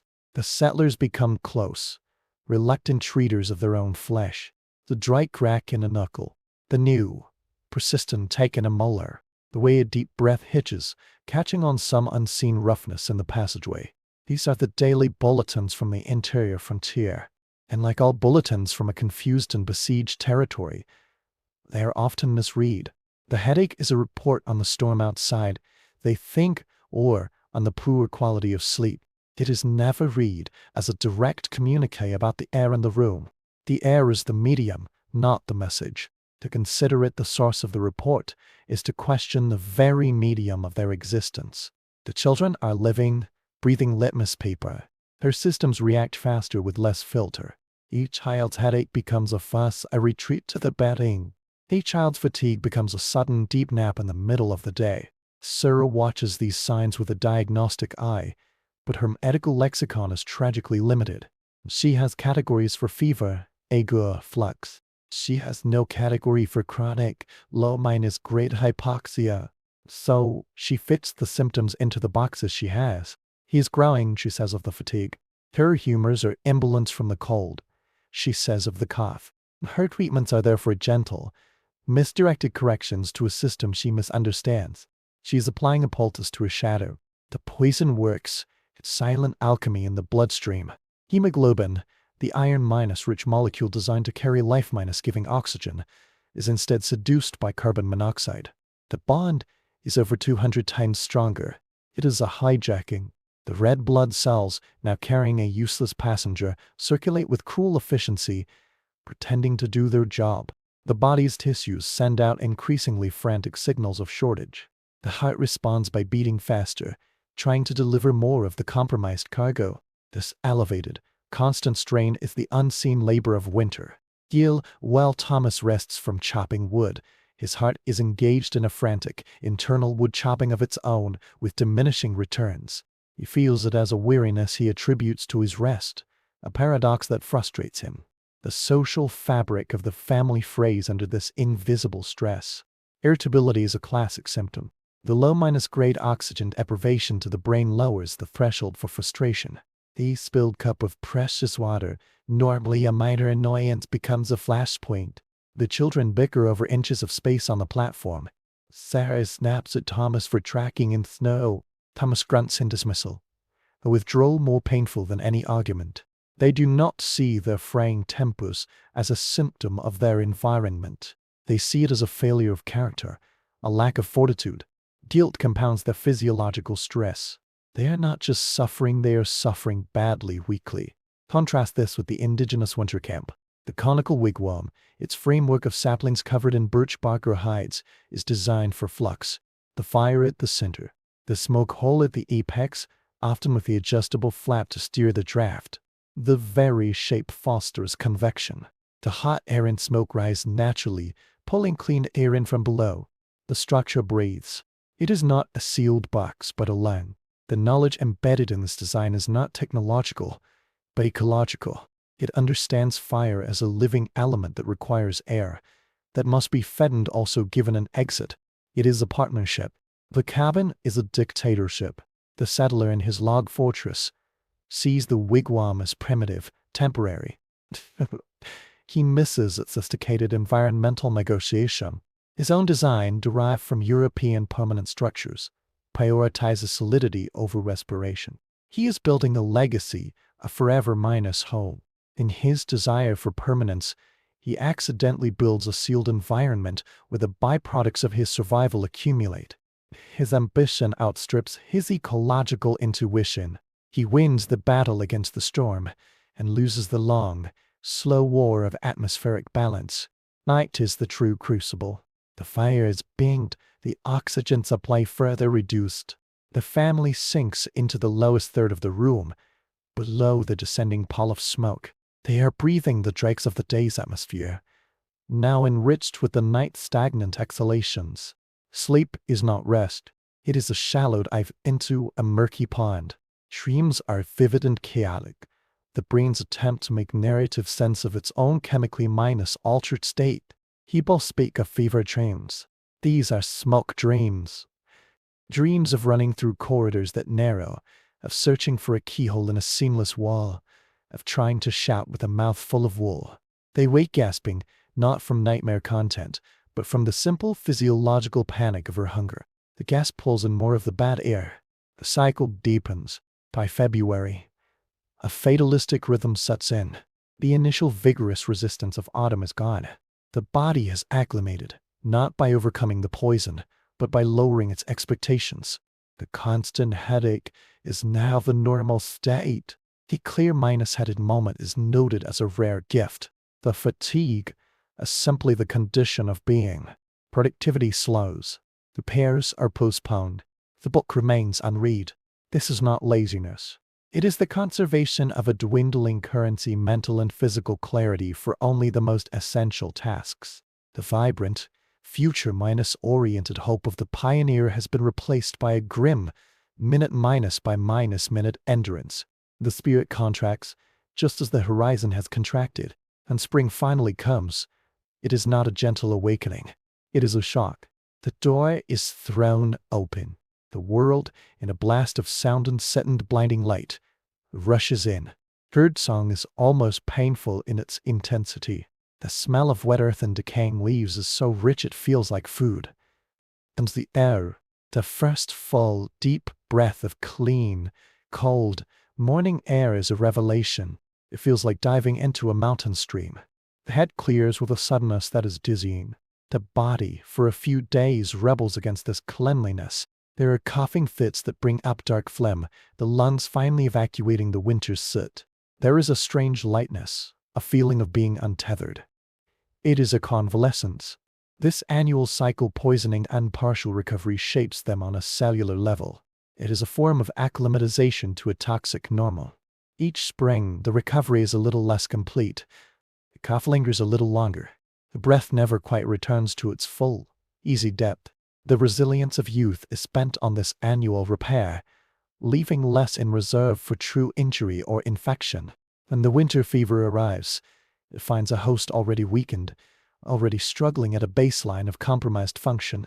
The fever is the cavalry charge that overruns defenses already worn thin by a year's minus-long siege. We, looking back, want to assign blame. You want to cry out at their ignorance. That ignorance is not the right word. They possessed immense knowledge. They knew how to read the weather and the clouds, how to track game, how to make 100 useful things from a single deer. Their knowledge was vast, horizontal, practical. It was the vertical, analytical, microscopic knowledge they lacked. The knowledge that would split the atom of bad air into its constituent elements. They lived in a holistic world where cause and effect were often visible and proximate. The invisible, cumulative, systemic cause was outside their paradigm. A modern predicament is in some ways a mirror image. We're drowning in vertical, analytical knowledge. We can name the molecules in our smoke. We have detectors for them. But we often lack the holistic, practical wisdom to understand the systemic consequences of our complex systems.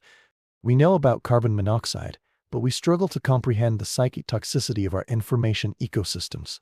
We have traded one form of ignorance for another. We are experts on the parts, and amateurs at grasping the whole. The cabin, therefore, stands as a permanent question, a question about the cost of separation. By building walls, we create an interior, and every interior develops its own climate, its own ecology, its own unintended consequences. Frontier cabins' interior climate was chemical. Our digital cabins have interior climates that are psychological, emotional. The symptoms are different anxiety, fragmentation, polarization, but the dynamic is hauntingly similar. We seek shelter from a chaos informational, social, and in building that shelter, we create a new concentrated atmosphere. We then breathe that atmosphere day in and day out and wonder why we feel unwell. The final testament of Sarah, who is not in her silent grave, it is in the pattern she lived. The pattern of accepting the slowly toxic normal. The pattern of misattributing the symptoms of one's environment to personal failing or mere misfortune. The pattern of the shelter becoming the site of the slowest, most intimate battle. Her story is an invitation to audit the air in our own cabins. Not just the physical air, but the metaphysical air. What are the unnoticed, slowly accumulating byproducts of our own solutions? What headaches have we learned to live with? What fatigue do we blame on our character, rather than on the atmosphere we've curated? And do we have the courage, when we finally sense it, to throw open the door even to a blizzard of uncertainty just to breathe cleanly again, if only for a moment? The axe falls. The fire is lit. The door is closed. These are the acts of survival. But the pause that follows the listening, the noticing, the questioning of the very air that sustains you, that is the beginning of wisdom. The pioneers mastered the first acts. Our task, armed with the bitter knowledge of their suffering, is to master the pause. The silence after the last axe blow rings differently. It is not the silence of completion, but of anticipation. The final log is fitted. The last daub of clay pressed between the gaps. The settlers stand back, their hands raw, their breath plumbing in the autumn air, and behold the geometry of their defiance. A right angle in a world of curves. A hard edge against the soft, decaying chaos of the forest. In this moment, The structure is pure potential. It has not yet become a habitat. It has not yet developed its own weather. It is simply a collection of boundaries waiting to be animated by the first spark, the first breath, the first night of occupancy. This is the last moment of innocence. First night inside is a symphony of newness. The smell of fresh minus cut pine, sharpened resin Y, overpowers everything. The fire's crackle is bright, almost cheerful. The shadows, cast by a single candle, leap and dance across wood that has never known soot. The family huddles close, not from cold, but from the novelty of enclosure. They speak in hushed, hopeful tones. Plans are voiced. The loft will be for storage. A proper table will go here. Perhaps, in a year or two, a glass pane for the window. The space feels not like a confinement, but like the empty page of a future. They're writing the first sentence. They do not know they are also writing the last. The change is incremental, so slow it defies observation. It is measured in layers, not in events. A fine layer of ash too late to fall settles on the shelf by the hearth.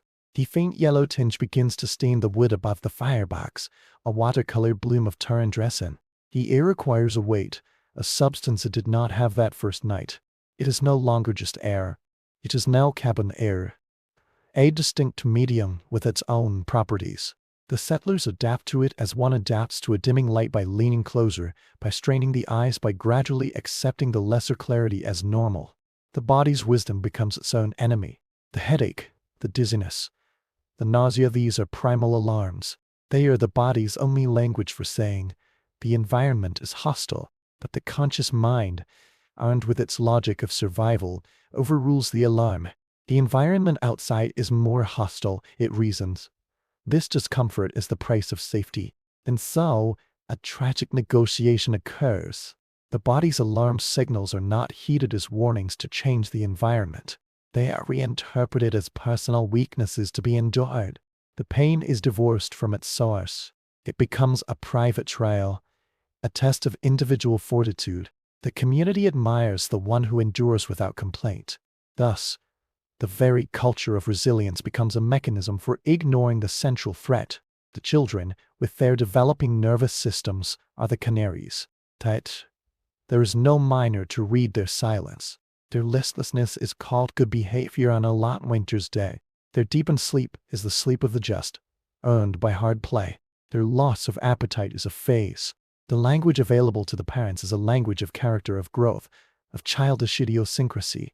It is not a language of environmental toxicology. So, the signs are slotted into the wrong lexicon, and the diagnosis is fatally incorrect. Within the sealed space, a new ecology emerges. It is a hierarchy of vulnerability. The infant, sleeping in a cradle near the floor, breathes the densest concentration of the heavier minus than minus air gases. The mother, bending over the fire for hours, receives the full, first draft of every new plume. The father and older children, who move in undoubt, are partial refugees, experiencing a milder, interrupted exposure. This creates a cruel disparity in suffering that is, again, misread. The mother's chronic fatigue is seen as the natural toll of her duties. Father's relative vigor is proof of his strength. The differential is ascribed to gender and role, not to dosage and proximity. The social narrative reinforces the biological lie. The outside world, when it breaks in, is a disorienting salvation. Dean Haber's visit is a gust of otherness. He brings news, but he also brings the smell of his own cabin, the timbre of a voicing used to this particular room's acoustics, the chill clinging to his coat. His presence momentarily disrupts the atmospheric equilibrium. The air stirs. For an hour, the headache may recede. The conversation, though it may be about blight or wolf packs, feels exhilarating. It is not the content. It is the cognitive refreshment that comes with slightly cleaner air. The visit is therapeutic, but its mechanism is unknown. They attribute their lifted spirits to fellowship, to the simple joy of company. They are not wrong, but they are not entirely right. The poetry of the pioneers often speaks of longing for home, for community, for God. It rarely speaks of longing for a full breath. That particular rake was too fundamental, too woven into the fabric of every moment, to be isolated as its own category of desire. It was the bass note beneath all other melodies. The hunger for clean air was satisfied only in sleep, and even then imperfectly. So it manifested as a generalized melancholy, a frontier sadness that was ascribed to isolation and hardship. Its physical catalyst remained unaccounted. When death came, it often came as a collaborator, not a conqueror. It did not break down the door. It was invited in, night after night, given a place by the fire. It worked alongside the cold in a terrible partnership. The cold handled the swift, external executions. The poison managed the long, internal resignations. Together, they called the settlement. And because they worked as a team, the survivor's gaze, fixed on the more dramatic partner, often missed the subtle hand of the other. They fortified against the cold with thicker walls, with more weight. Each fortification, unknowingly, strengthened the hand of the silent partner. Centuries later, we exhume their stories and are struck by the pathos. We see the pattern with a clarity that feels like agony. We want to reach into the past and adjust a flue, open a vent, mandate a window. But our modern impulse is merely to fix the technical error. The deeper lesson is not about chimney design. It is about the ecology of fear. Human beings are brilliant at responding to the predator they can see. We build walls against the wolf. But in building those walls, we must ask what smaller, subtler creature have we just enclosed ourselves with? What is the wall make room for? Our world is now a constellation of cabins. Not of logs, but of ideologies, algorithms, curated social circles, economic brackets. We have built them for excellent reasons, to keep out the chaos, the noise, the existential cult of a universe indifferent to our meaning. And within these cabins, we have our hearths, our news sources that confirm our views, our social media feeds that reflect our tastes, our routines that affirm our control. They warm us. They give us a sense of safety and community. But they also, inevitably, generate their own smoke, the byproducts of combustion within a sealed intellectual space.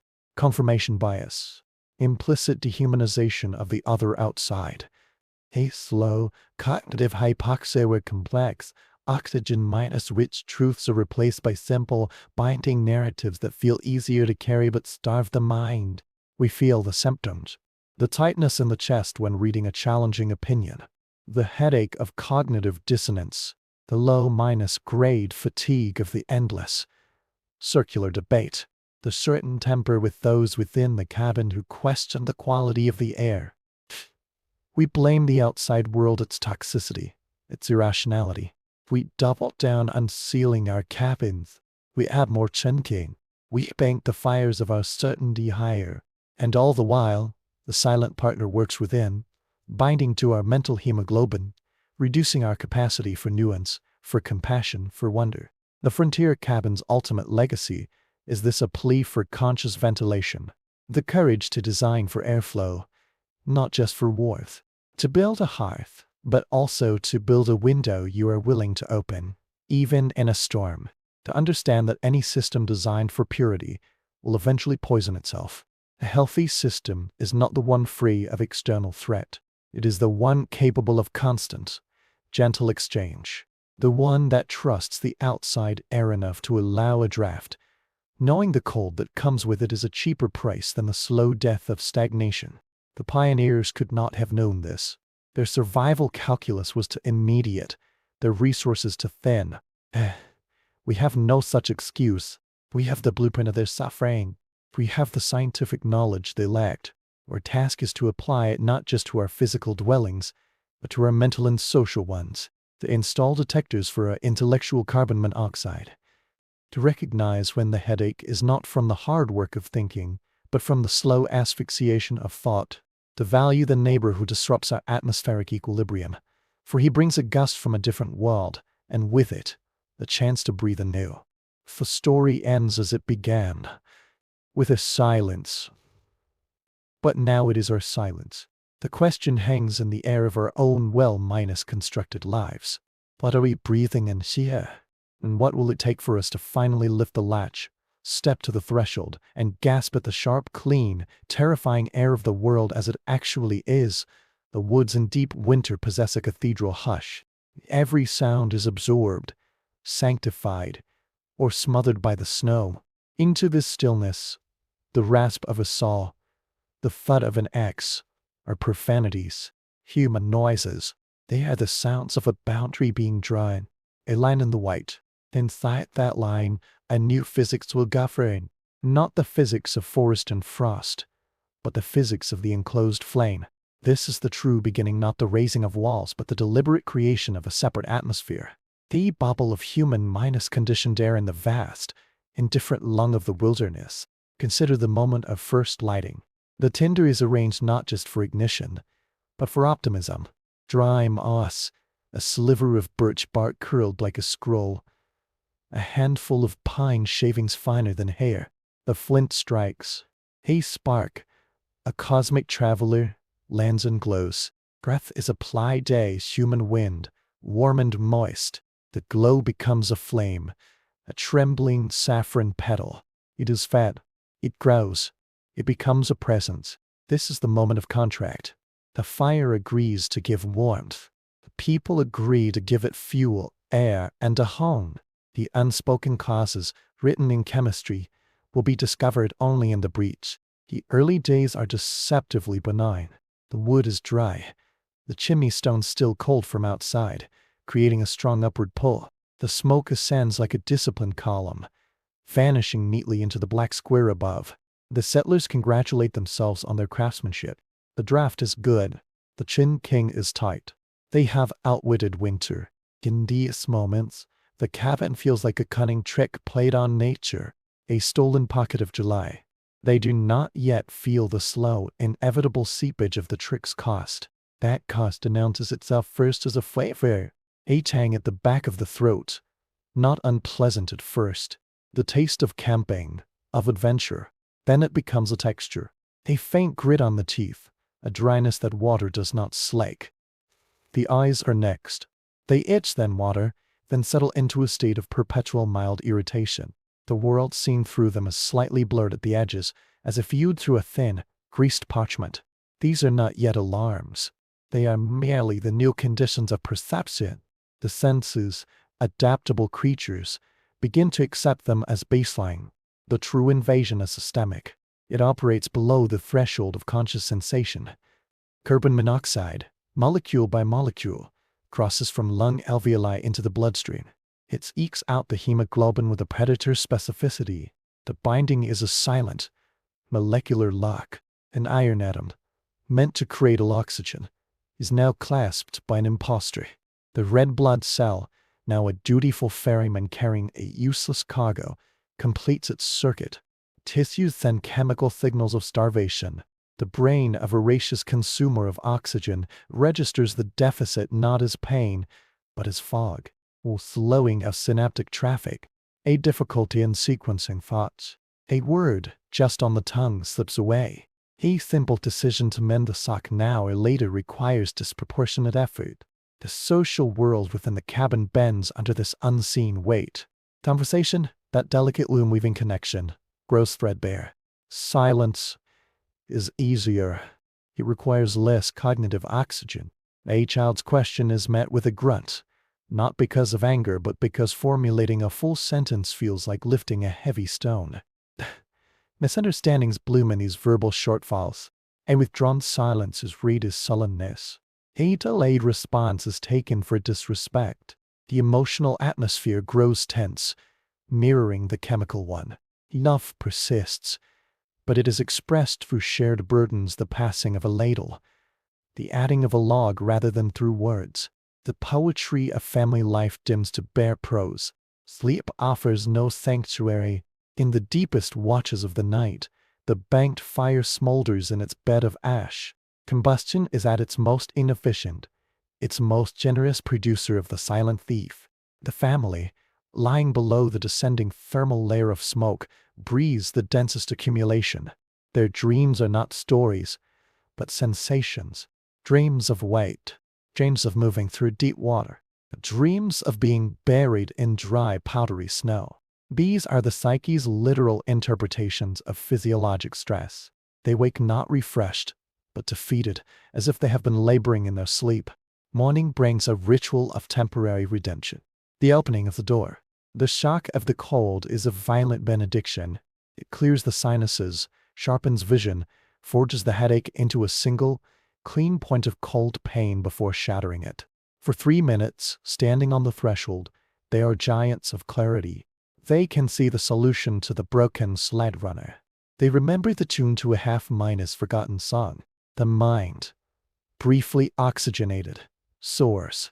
Then, the cold begins its own predatory work. Fingers numb, toes ache. The body's plea for a return to warmth overrules the mind's love of clean air. The door closes. The bargain is reaffirmed. The slow, familiar dimming recommences. Children are the living ledgers of this account. Their symptoms are not muted, they are amplified. A boy's natural energy, suppressed by the toxic air, manifests as irritability, then as a sullen languor. He sits for an hour, tracing the same whirl in the wood grain with a dirty finger. A girl's cough becomes the metronome of the household. Its timing is noted, its quality discussed in worried whispers. Her appetite vanishes. The ribs become a delicate cage beneath her skin. The parent's helplessness is a second, potent toxin. They administer love, fear, and folk remedy in equal measure. They cannot administer fresh air. To do so would be to choose the certain, immediate danger over the ambiguous, slower. Parental love is wired to fight tigers, not to correct atmospheric chemistry. The visit from a neighbor is a seismic event. It is not merely social. It is sensory. The visitor is a walking catalog of a different interior.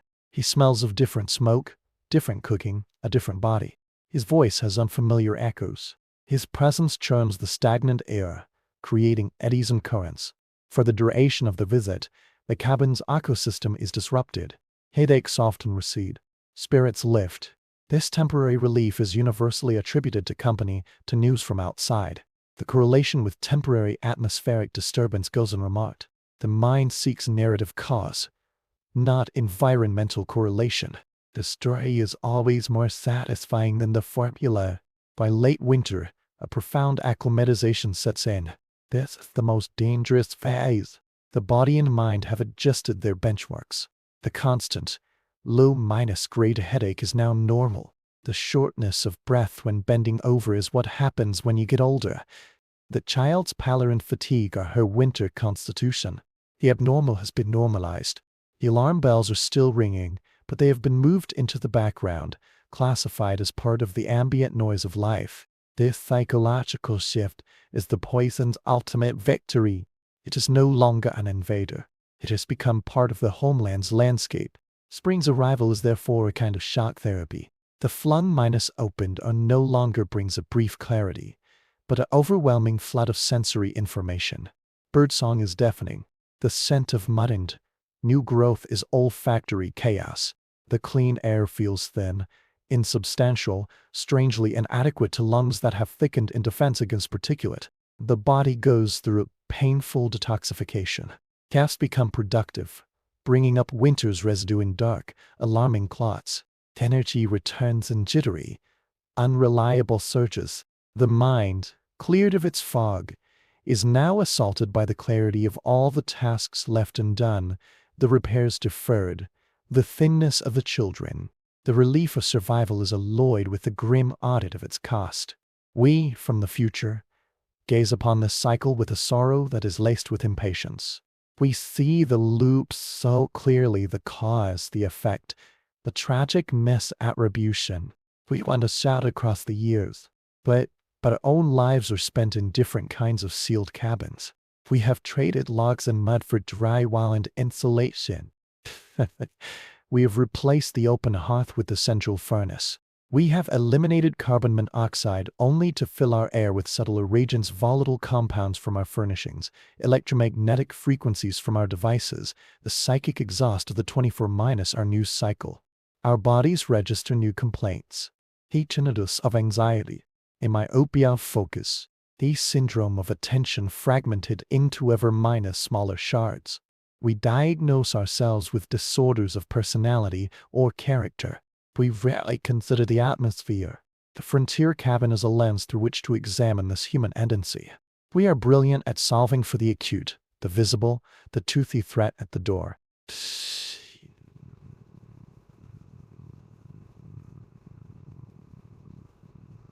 And within those defenses, we inadvertently cultivate the conditions for a slower, more insidious decline.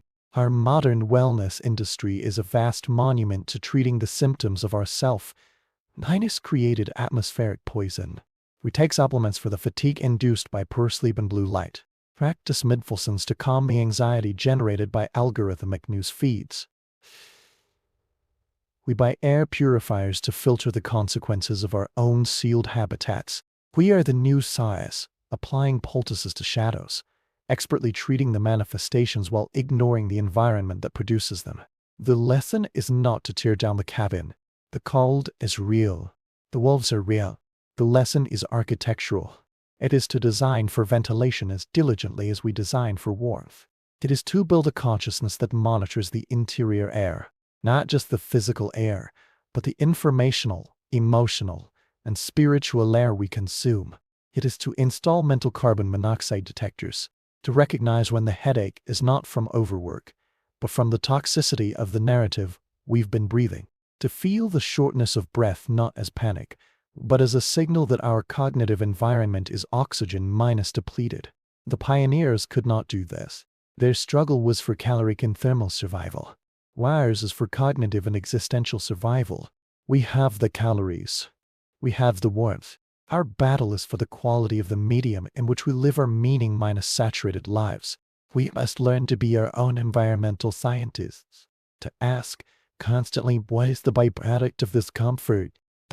What is the exhaust of this convenience? What is the hidden acts of this sanctuary? The final image is not of a cabin crumbling into the forest. It is of us, standing in our own well-lit, climate-controlled rooms. Be one. We are safe from the obvious elements. We should be at peace. And yet, we feel a vague unwellness, a spiritual malaise, a cognitive fatigue we cannot name. The frontier cabin whispers to us from the past. Take your air. The danger is never just outside. The most perilous thing you will ever breathe is the atmosphere of your own unquestioned safety. Learn to open a window, even into a storm, for the storm outside, at least, is honest. The true peril is the silent, comfortable, incremental substitution within.